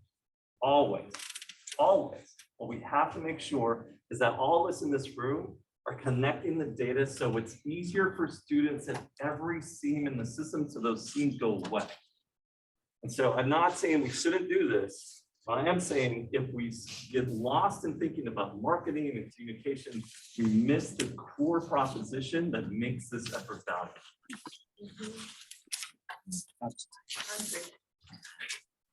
Yes, it's not just the message, it's the action.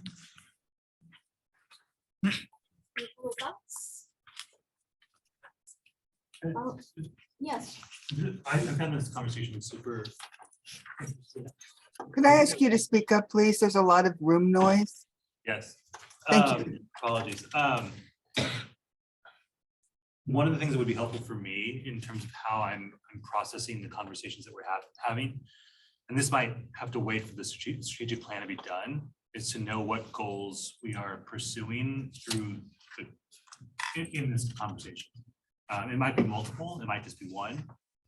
That's helpful for me in particular, because the decisions that we end up making, I need to know where we're trying to get in order to do that. And so it kind of goes back to the comments that were just made. If a goal of ours is to raise awareness, then this might make a ton of sense.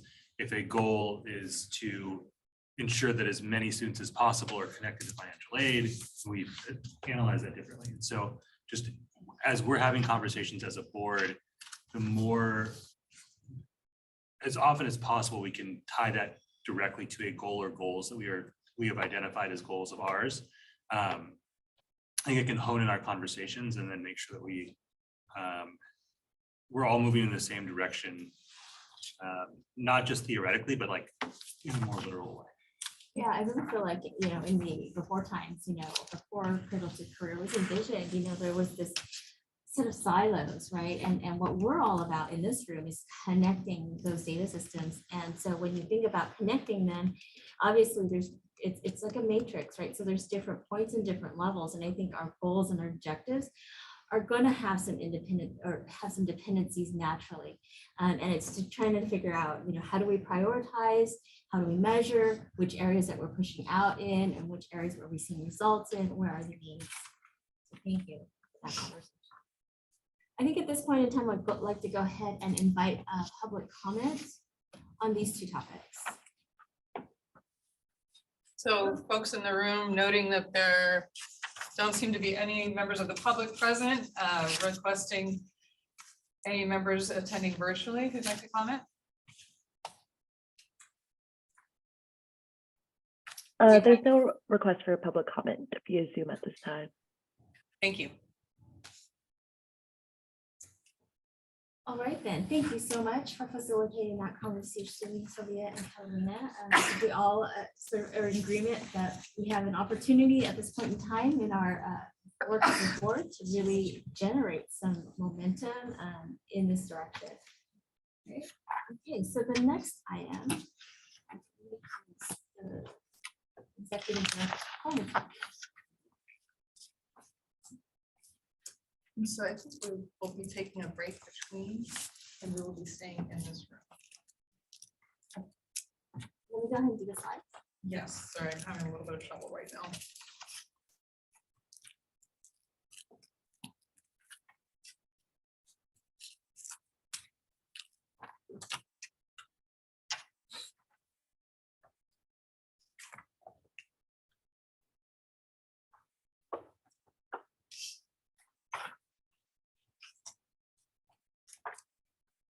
Be able to get the slide for the virtual participants.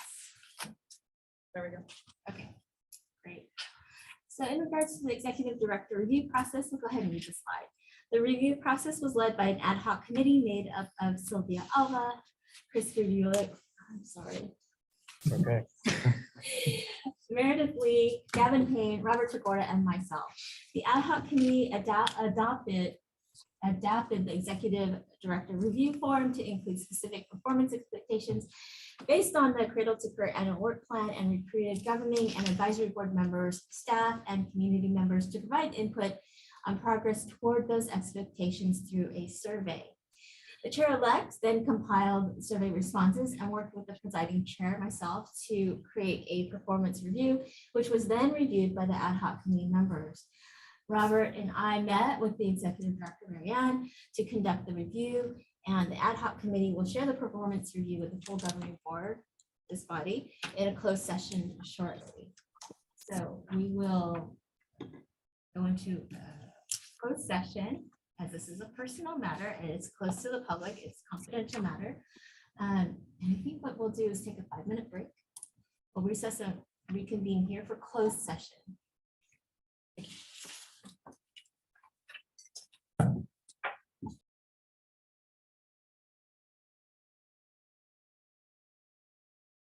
and we're reconvening for open session. The report during closed session was that no action was taken, so that concludes that portion of the agenda.